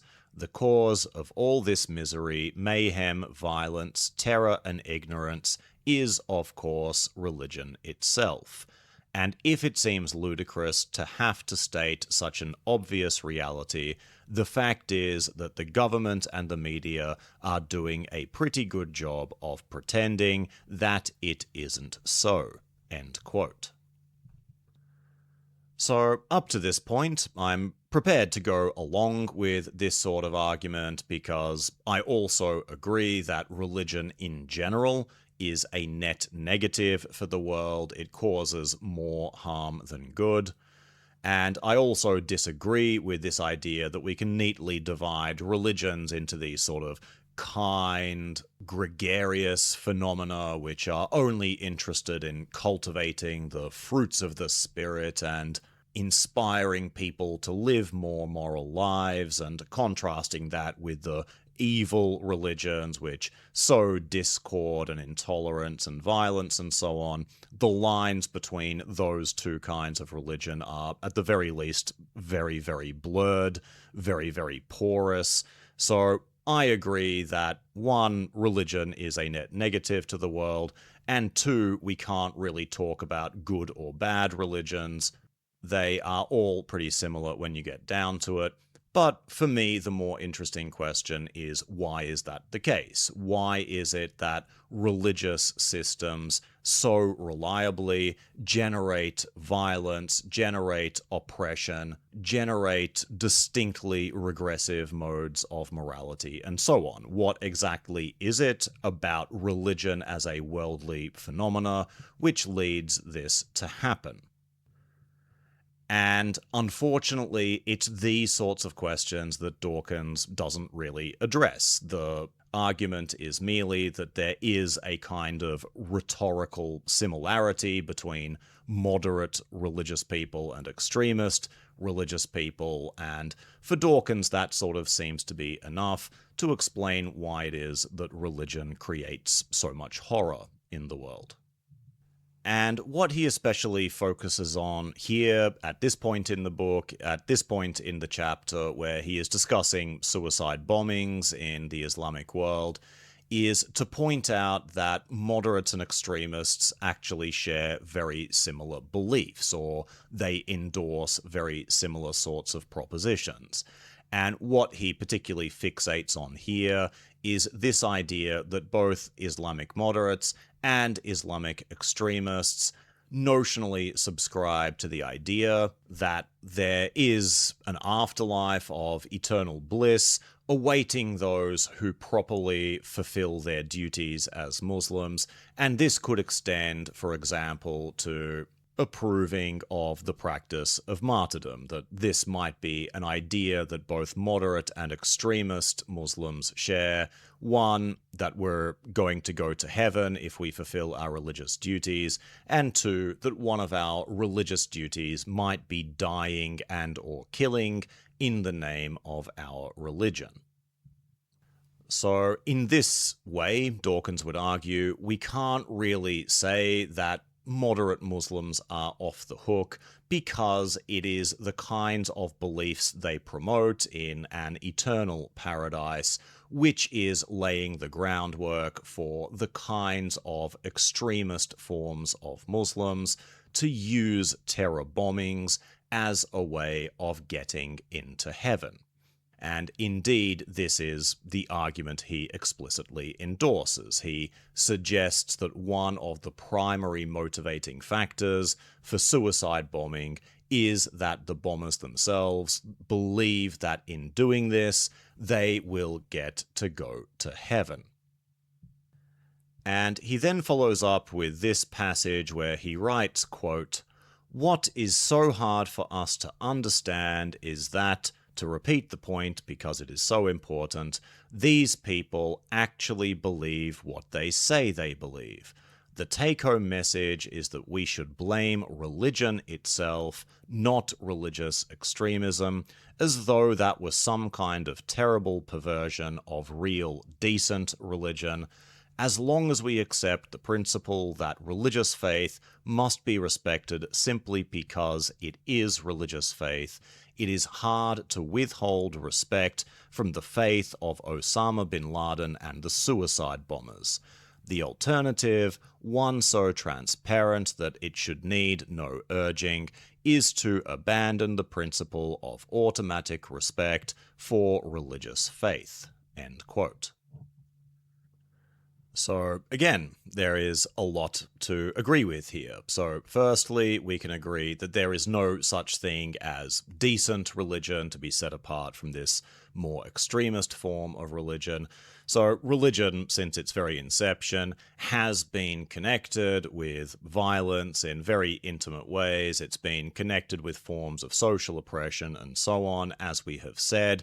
So there is no particular reason to imagine that if we could just nullify these extremists somehow, that we could return to this pristine form of religion that is focused purely on the fruits of the spirit and ethical conduct and so on, because that form of religion has never really existed. And secondly, there is absolutely no reason why religion is deserving of respect simply because it is religion. If someone offers a particular view on the world and they couch that in religious language, that view is no more worthy of respect than an equivalent view which is framed using non-religious language. So religion in itself is not inherently deserving of respect. Dawkins is absolutely right here.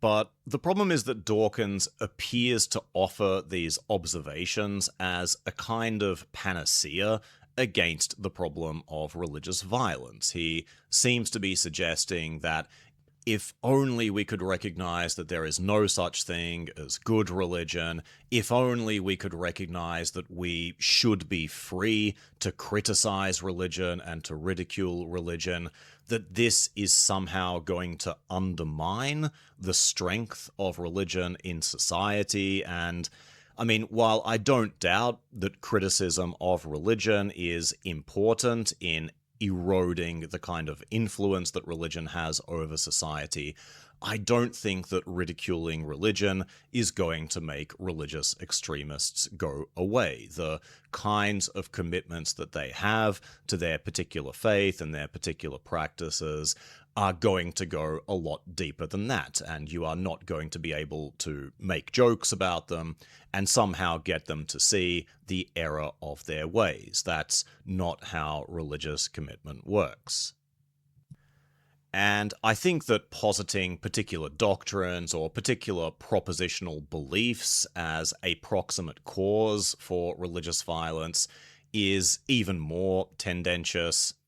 So this idea that suicide bombers are inspired to do what they do because they believe, and this is a shared belief that they have with all Muslims, that they will go to heaven as a consequence of their actions. I don't think, again, this really properly appreciates what religious belief and what religious commitment involves.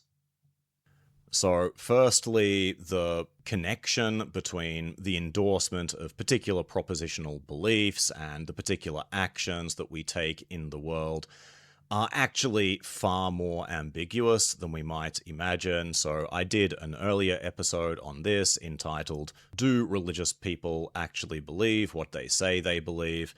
And as I argue there, it's not simply in a religious context, but in all contexts.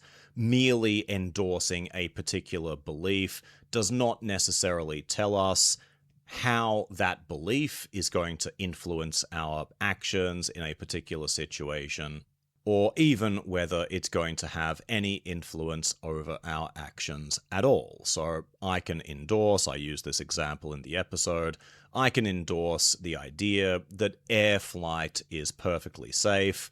That's not necessarily going to stop me from feeling nervous every time I set foot on a plane. So what really do I believe here? Do I believe that air flight is safe? Do I believe that the plane is fated to crash and that's why I feel particularly nervous? Well, both appear to be true at the same time. There is a very complex relationship between what I claim to believe, or indeed what I sincerely believe, and what I actually do in the world. But the bigger problem here is that this argument is, in a way, kind of self-defeating. It's self-contradictory. So Dawkins is saying that extremists are pushed into violent actions because of the belief in heaven that they share with ordinary believers. But then, of course, that poses the questions, well, why aren't ordinary believers doing the same thing? Why are 99.9% of people, even more, never going to engage in spectacular acts of violence, like exploding themselves with a bomb? So if belief in heaven, if belief in the propriety of martyrdom is a proximate cause for suicide bombings, why aren't more people doing it? Why aren't more religious people committing suicide if they believe genuinely that they are going to go to heaven? And in fact, in the next chapter, or the final chapter, Dawkins explicitly says, he cites these studies which show that actually religious people do not fear death any less than non-religious people.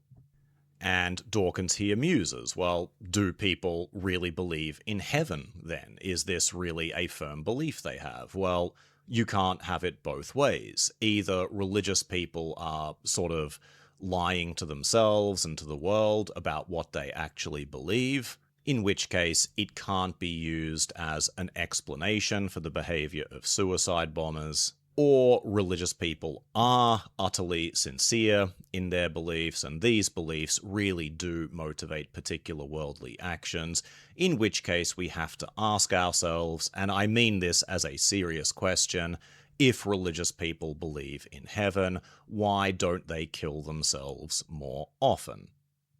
I think that that is a pretty good rebuttal of this sort of naive view that if we just understand someone's professed beliefs, we are going to be able to make reliable inferences about their behavior. I think that human belief, human action, is a far more complex phenomenon than that. So I think if you want to understand properly why it is that some religious people engage in these violent acts, why it is that religion in general so reliably leads to things like violence and oppression, you're going to need to look a little bit more deeply than merely enunciating someone's professed beliefs. There have to be deeper reasons for this link between religion and violence. And there are any number of particular areas of inquiry that I could cite here. I'll just cite a few. So what we could look at is something like Scott Atran's theory of sacred values. So what he argues is that particular humans and particular groups of humans come to endorse what he calls sacred values, which are basically values that can never be challenged, that can never be discarded or challenged. And when someone holds these sacred beliefs, there is no end to the amount of violence and suffering they are willing to endure or to impose on other people in order to see these values realized in the world. And when push comes to shove, I think that we all have values of this kind. There are particular values that in extreme situations we might find ourselves willing to kill or die for. But when there is such a profusion of these sacred values that are in conflict with other values, Atran's argument is that they are going to lead inevitably to conflict, and a kind of conflict with no natural resolution, because sacred values are not really the kinds of things that can be reliably implemented in the world. They cannot be negotiated or compromised, so in contrast to, fighting for things like money or fighting for land, there are compromises you can reach where you say, okay, that's enough money for me, okay, that's enough territory for me, we can stop fighting now. But if your goal is to implement sacred values in the world, there is no natural end state. You are going to keep fighting until every last bit of opposition to these values is definitively extinguished. And religion, of course, is a fecund source of sacred values, so there is no mystery as to why religious conflicts tend to emerge so readily and why they seem to be so intractable. And then we can look at group dynamics, intergroup dynamics, the constructions of in-groups and out-groups, and the kinds of violence that this inevitably inspires. So as I mentioned, I think in the third episode I did on this channel about the nature of religious groups, this sort of dynamic does not just apply to religious groups, but to any kind of groups which see themselves as being in competition with one another. Some degree of enmity, some degree of violence is almost inevitable when you set these groups against each other in a kind of competitive environment.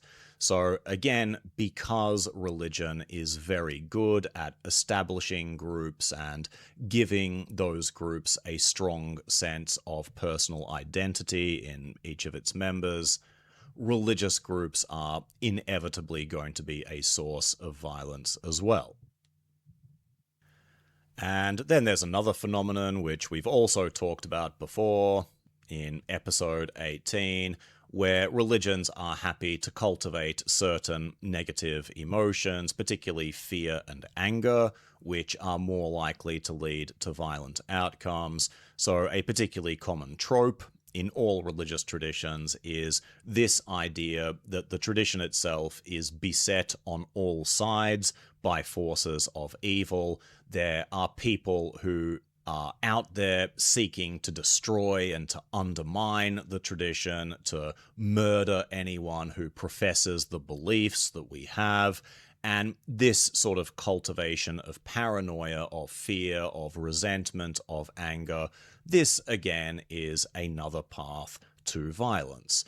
So what's important here is that none of these phenomena, and there are any other number of similar sociological or psychological phenomena that we could also implicate as a reliable source of violence, but even just focusing on these three, we can see that they do not necessarily pertain uniquely to religion. These are natural human dispositions, the disposition to form sacred values, the disposition to form in-groups and out-groups, the disposition to cultivate particular negative emotions within a group. These exist in all walks of life, not just religion. And it's interesting because actually at the end of chapter 7, Dawkins does discuss this common apologetic technique of pointing to Hitler and Stalin as examples of what happens when religious morality is abandoned. And, predictably and correctly, Richard Dawkins dismisses these arguments, but what I would argue is actually that there are deep similarities between the fascism and communism of Hitler and Stalin and the kinds of violence that these movements inspired and ordinary religion. So both fascism and communism possess sacred values. They both strove very hard to construct a kind of group identity in which in-groups and out-groups were very clearly identified, and they were happy to cultivate negative emotion. So the fascists used the fear of the Bolsheviks to strengthen their grip on power. The communists used the fear of Western imperialists to strengthen their grip on power. And what this shows is that there is actually nothing unique about religion in this respect, that the sorts of phenomena which give rise to violence in a religious context also give rise to violence in alternative contexts. And this is in no way attempted as a kind of apologia for religion, because the fact is that religion is particularly good at doing these things. It's particularly good at generating sacred values in groups and the propagation of negative emotions, so we can still focus on it as an especial problem in the world.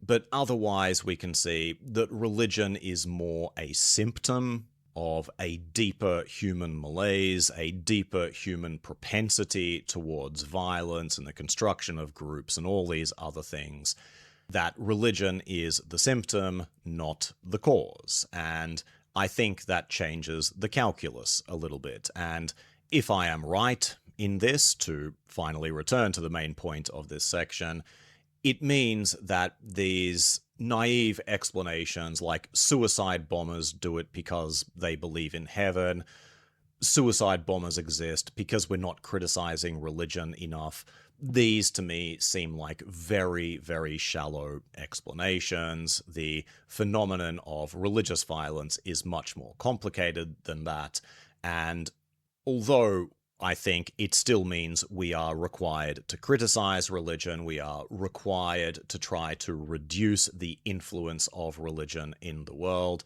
we should still recognize that merely eroding the influence of religion is not going to make these deeper problems go away. So yes, we should fight religion, but no, that is not going to usher in a kind of utopia either. Chapter 9 is entitled Childhood Abuse and the Escape from Religion, and it's in this chapter where we really see both sides of Richard Dawkins, both of these public perceptions.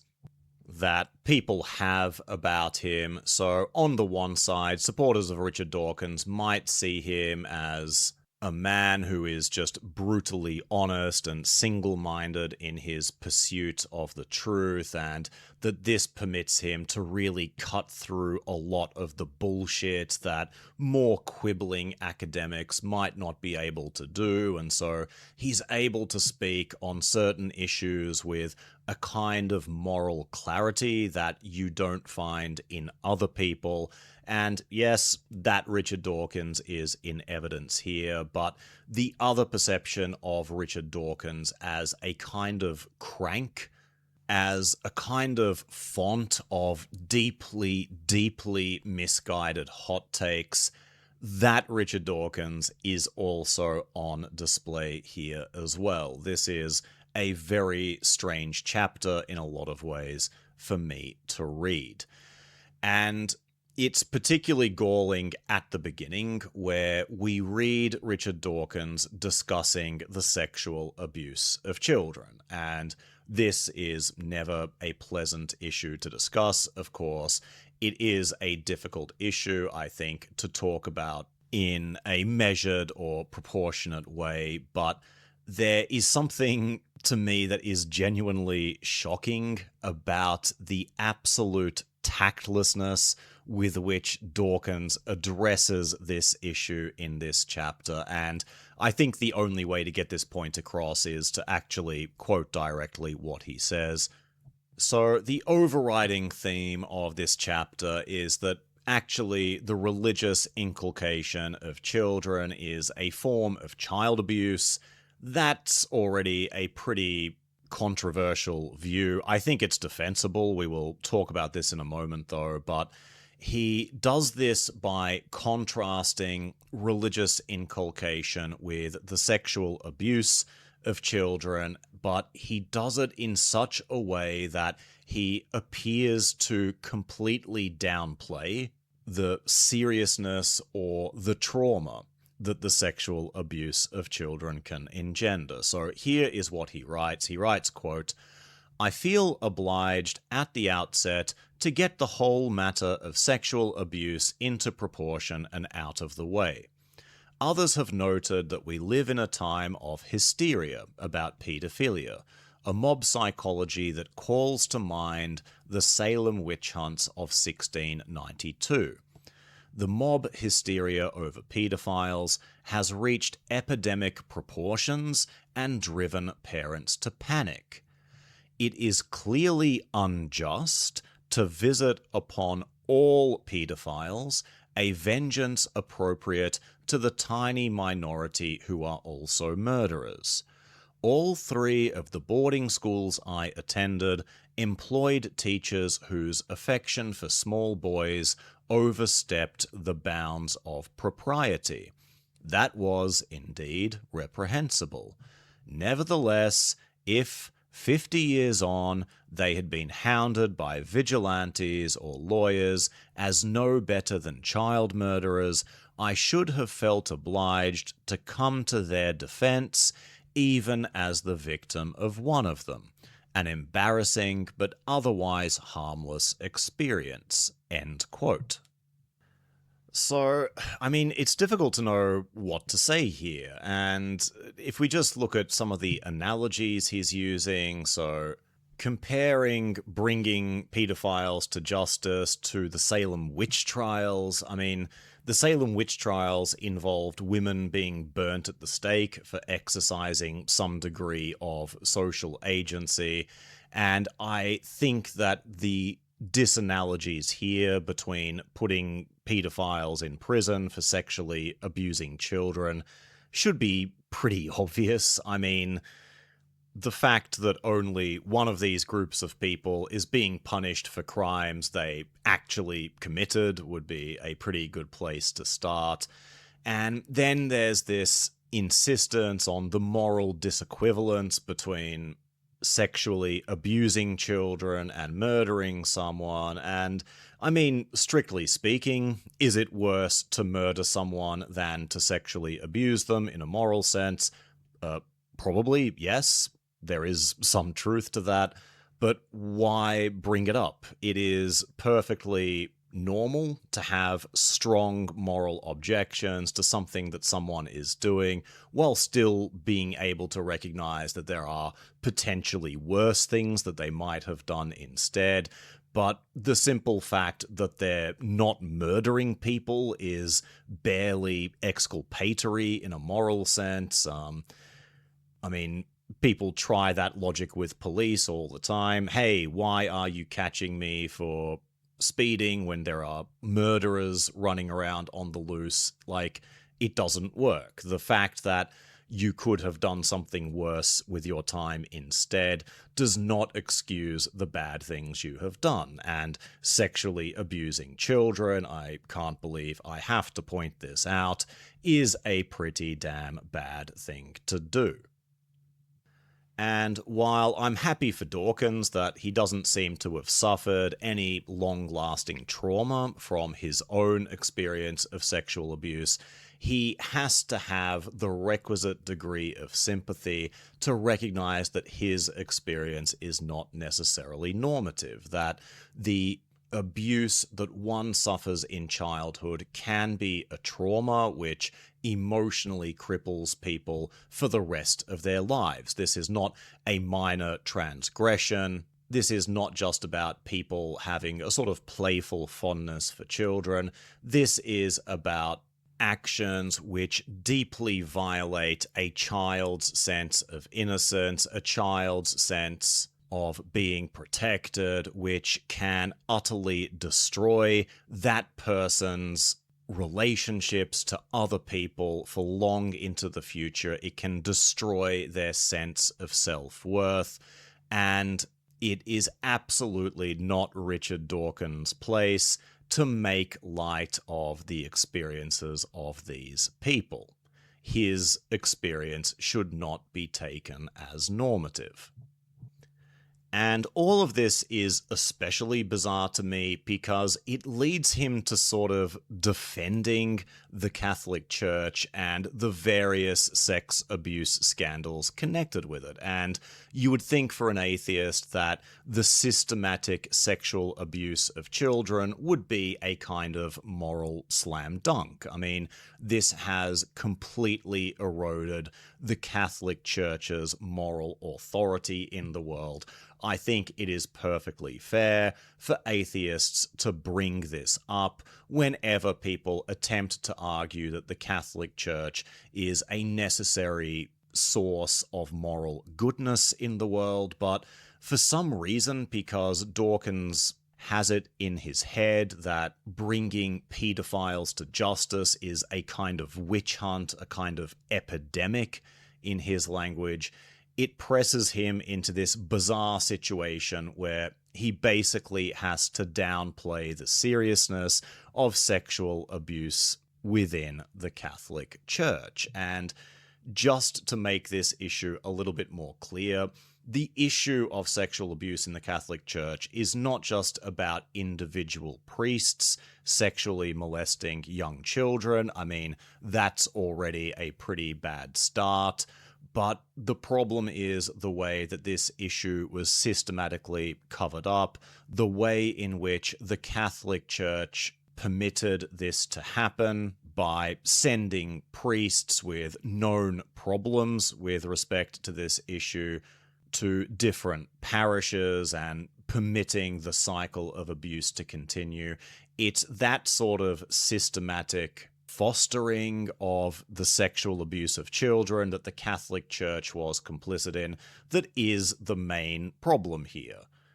And Dawkins just completely elides this. His view is that the sexual abuse of children is a kind of harmless misunderstanding, and so therefore we shouldn't really stand in condemnation of the Catholic Church, at least not with respect to this issue. But to me, this is just an utterly bizarre take that he didn't really need to put into print here.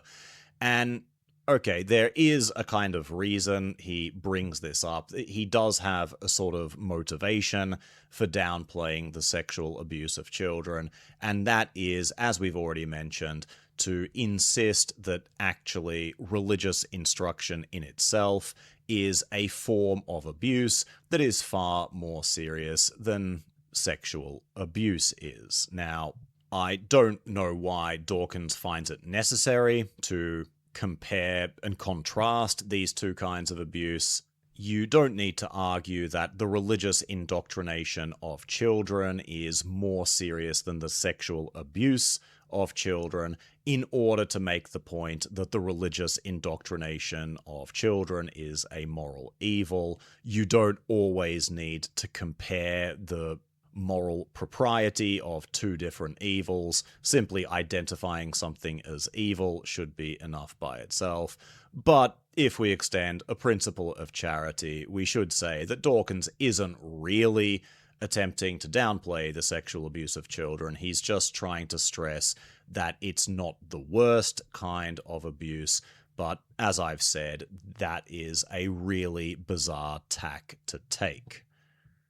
But let's put all that to one side and ask ourselves, when Dawkins says that the indoctrination of children into a religious tradition is a form of child abuse, why does he believe that is the case? What is his moral objection here? And from my own perspective, I do agree with him that there is something morally objectionable to the indoctrination of children into religion, but this is another case where his focus is a little bit narrow, in my opinion, where he's a little bit myopic in the way that he presents this issue, and what becomes apparent is that his primary objection to the indoctrination of children is that religion teaches them untrue things or denies them access to what is really true, which of course for Dawkins means scientific truth. So, as an example of this, he brings up the discovery that was made of the mummified remains of a young girl living in an Incan city where it was apparent that she had been bound up and sacrificed to the gods. So she was a victim of human sacrifice. And Dawkins here cites some reports of this discovery which sort of breathlessly attempt to argue that this is actually a wonderful sign of religious devotion. It's a beautiful expression of the religious values of the Incan people or something like this. And Dawkins pretty judiciously says, no, this is nonsense. This is murder. This is not something that even with the benefit of hundreds, thousands of years of separation, we could ever possibly deem to be morally acceptable, much less morally salutary.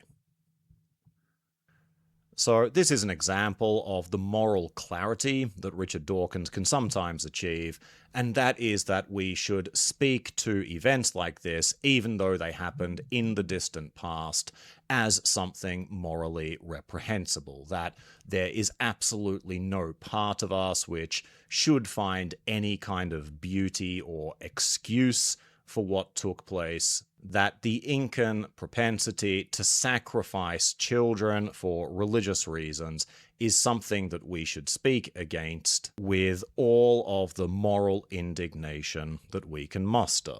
I agree completely with him here.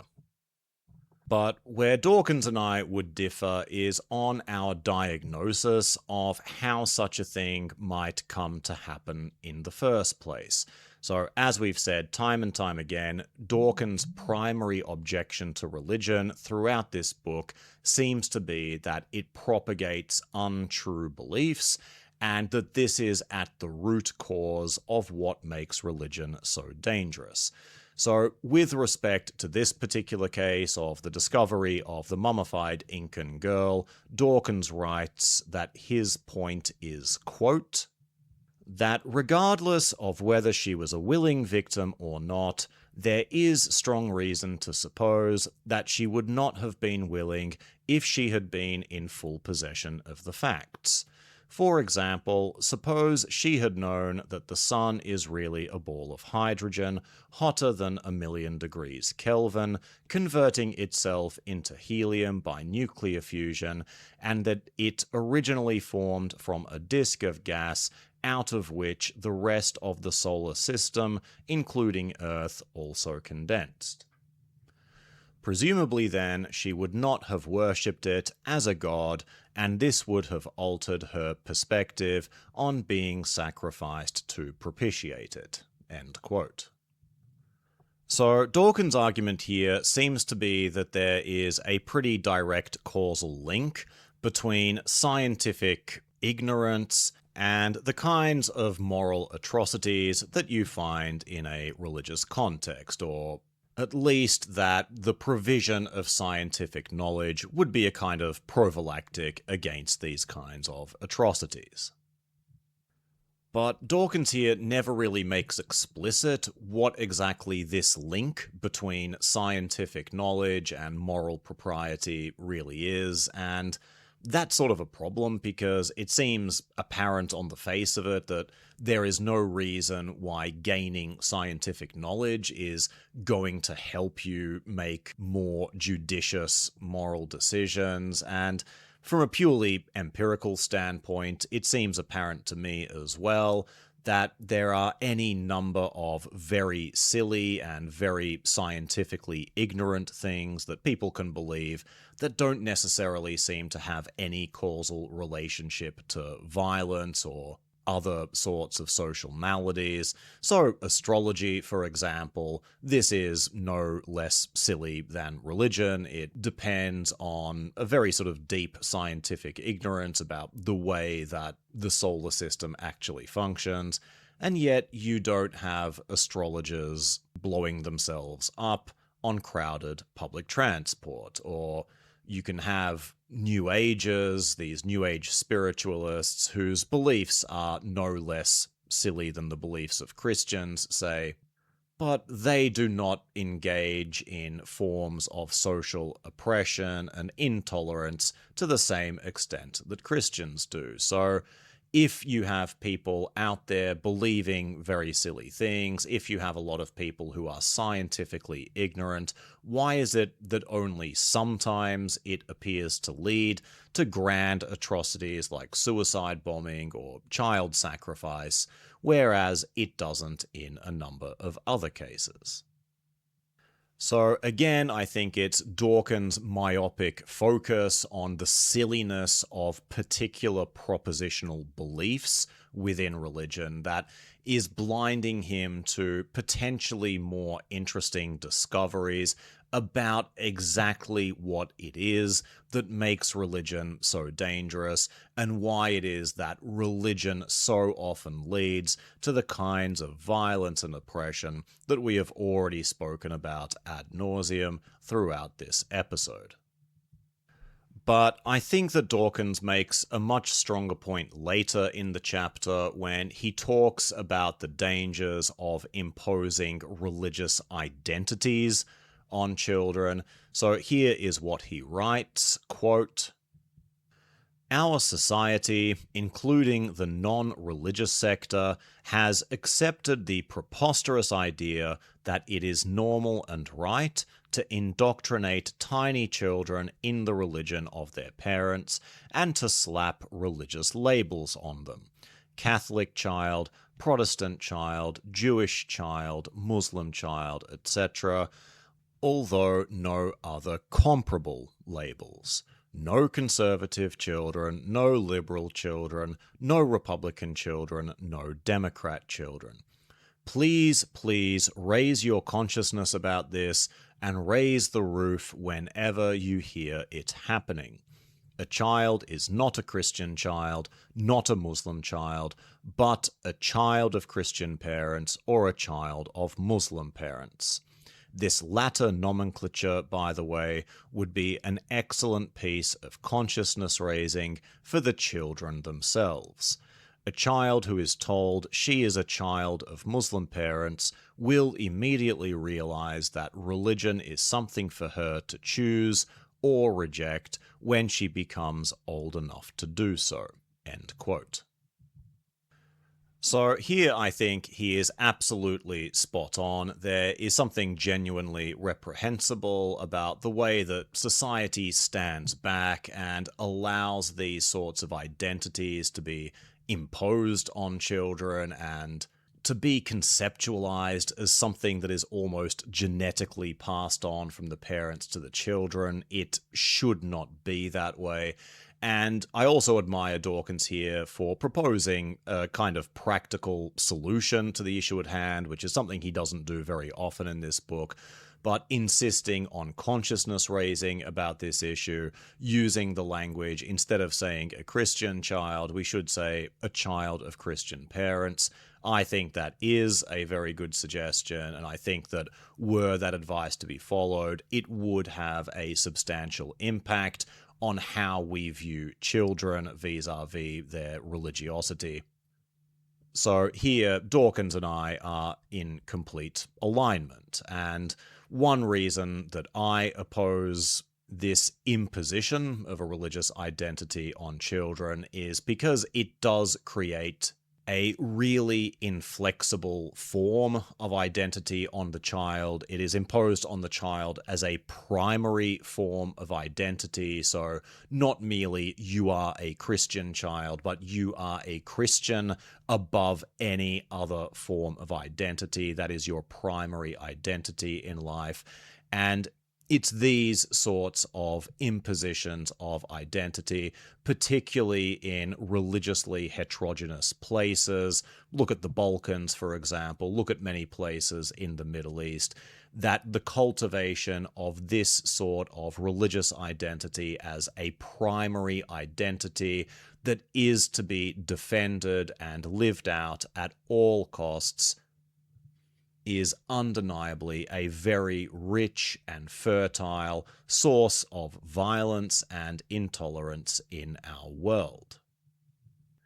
So I won't go any more in depth into this issue. This is, again, something that I talked about in my third episode on this channel of the nature of religious groups, if you're interested in hearing about this more, but I just present this as an example of the good Richard Dawkins, of the Richard Dawkins who can see through the bullshit conceits that society often constructs around religion, and who is willing to identify strongly, stridently, the moral flaw in this sort of approach, and really showing us in a way how we can be better, how we can finally transcend, to an extent, the negative influence that religion has on the world. And so at last we come to the final chapter of the book, and I'm going to keep this relatively brief, and that's probably for the best. I'm probably already testing the patience of all of you by giving you a 4 and a bit hour review of a 20-year-old book, but Chapter 10 is entitled A Much Needed Gap, ? And it contains probably my favorite bit of the entire book, I would say. So the chapter starts off with a kind of extended discussion about the relationship between imaginary friends that children have and people's beliefs in gods.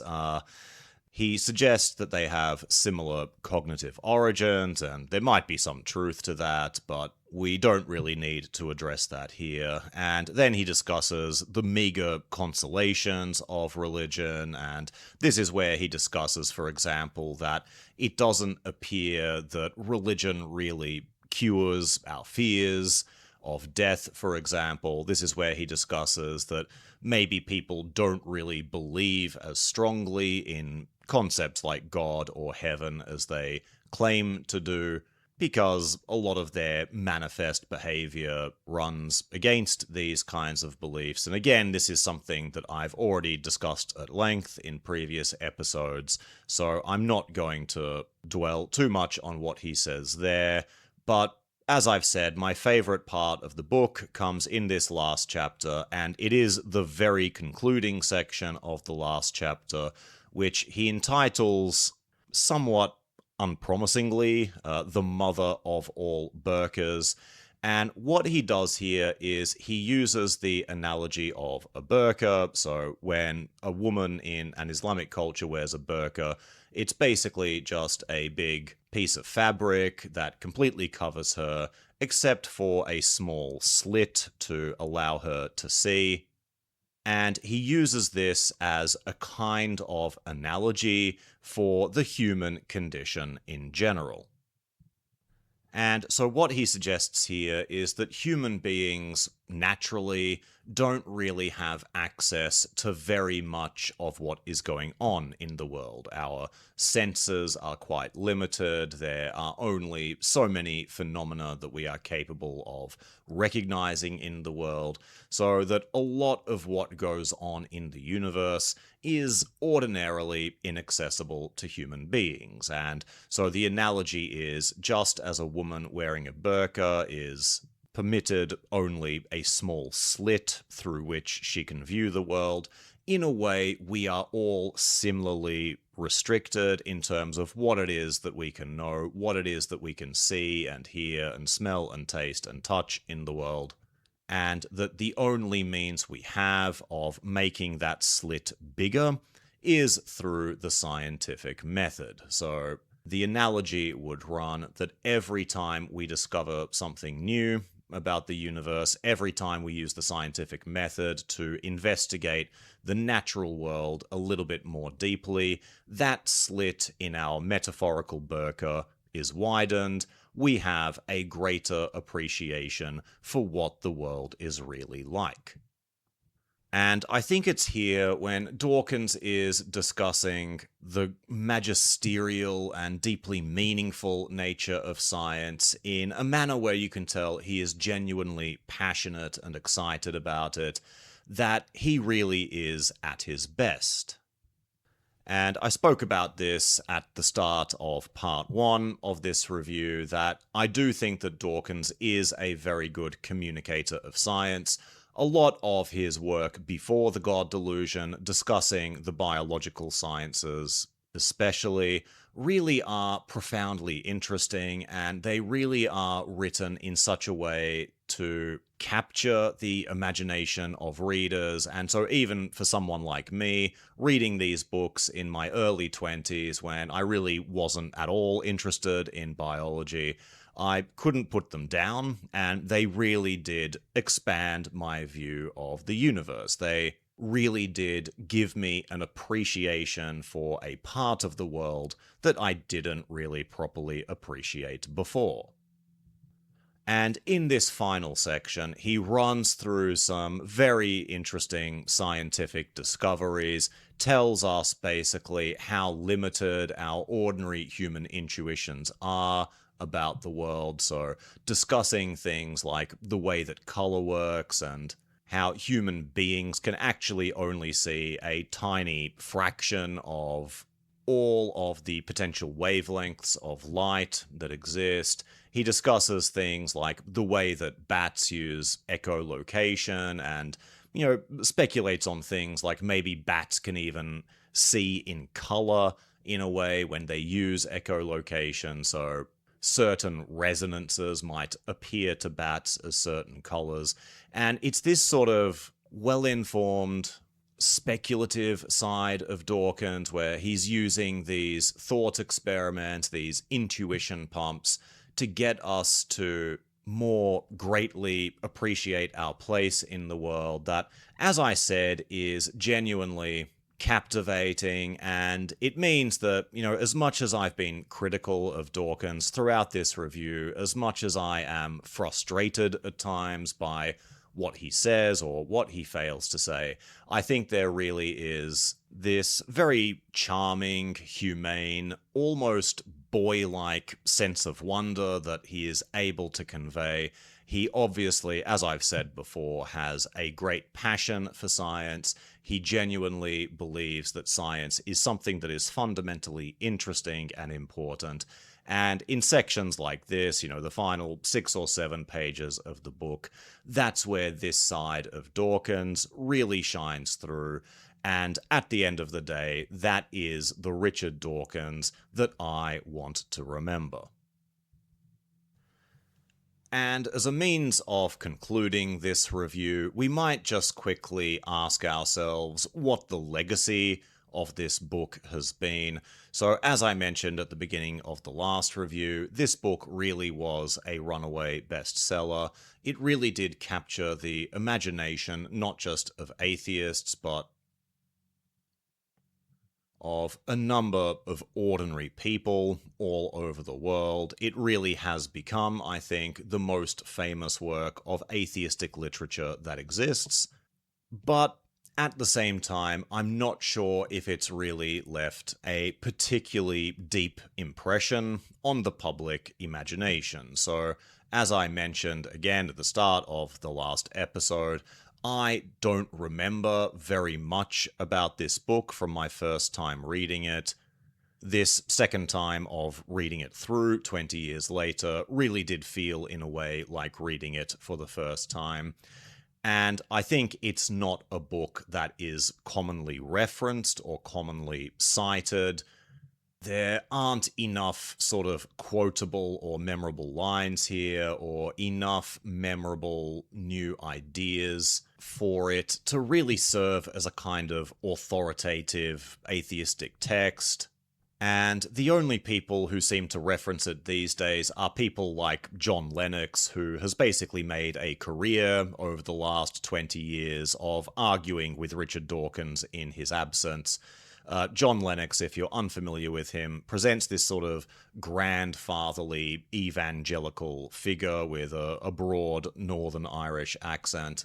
And I actually don't think he's ever properly encountered any atheistic ideas outside of the God Delusion, so every time you listen to him speak, he is arguing with this book from 20 years ago, and imagining, I guess, that he is destroying atheism in the process. But except for the occasional eccentric like him, you really don't find many people talking about this book anymore, and indeed that was one of the reasons why I wanted to revisit it.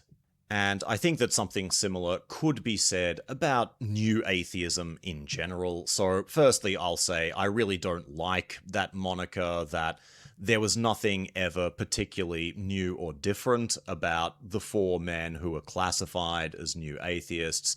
The only difference is maybe they were a little bit more forthcoming in their criticism of religion. There was no attempt from any of the four horsemen, as they like to call themselves, to be diplomatic or to treat religion with kids' gloves, but at the same time, the kinds of things that they were saying have been said by atheists for hundreds of years, and there was nothing to particularly distinguish them from other kinds of atheism, but what it did allow was for religious apologists to concoct this idea of a new atheist movement as something to be challenged and to be presented as a kind of sign of how far atheism had fallen, that it had basically morphed into a movement that was the mere mirror image of the kinds of fundamentalisms that the new atheists were supposedly fighting against.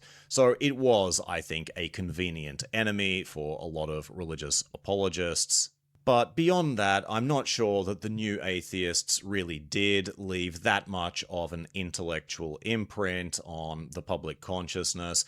I think we can go back and look at some of Christopher Hitchens' debates, for example, which, when you watch them now, even 15 years later, they are still very entertaining. He really does have a very caustic style, a very entertaining style. He is rhetorically extremely skilled, and I think that, many atheists might look back on these debates and get a kind of, inspiration from them, a kind of good feeling. It's always nice to see your viewpoint represented so articulately, and to see someone who agrees with your view of the world to just make a total mess of their opponents. And I can see the appeal of this. Unfortunately, I think that that is the way that public discourse is going, that there is this focus on attempting to,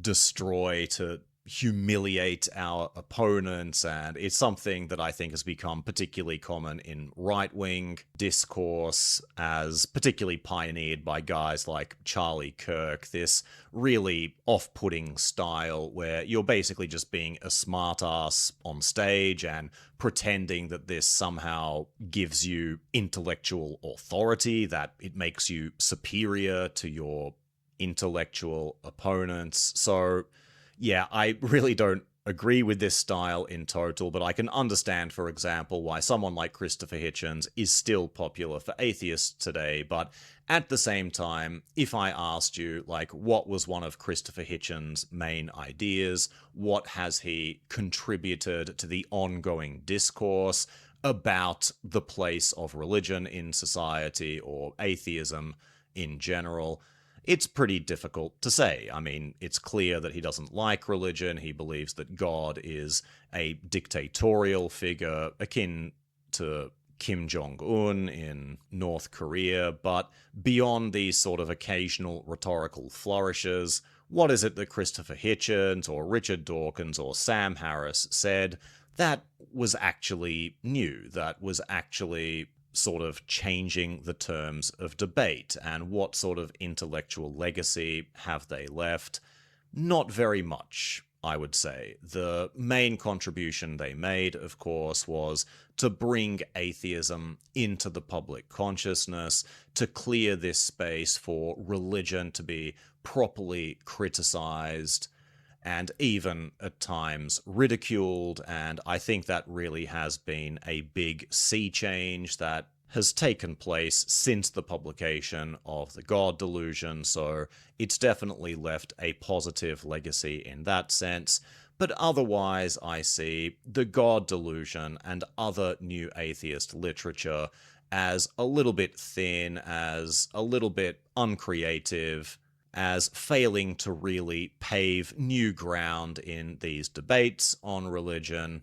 And so in summary, I give the God Delusion 3 stars out of 5. Thank you for listening. See you again next time. Bye bye.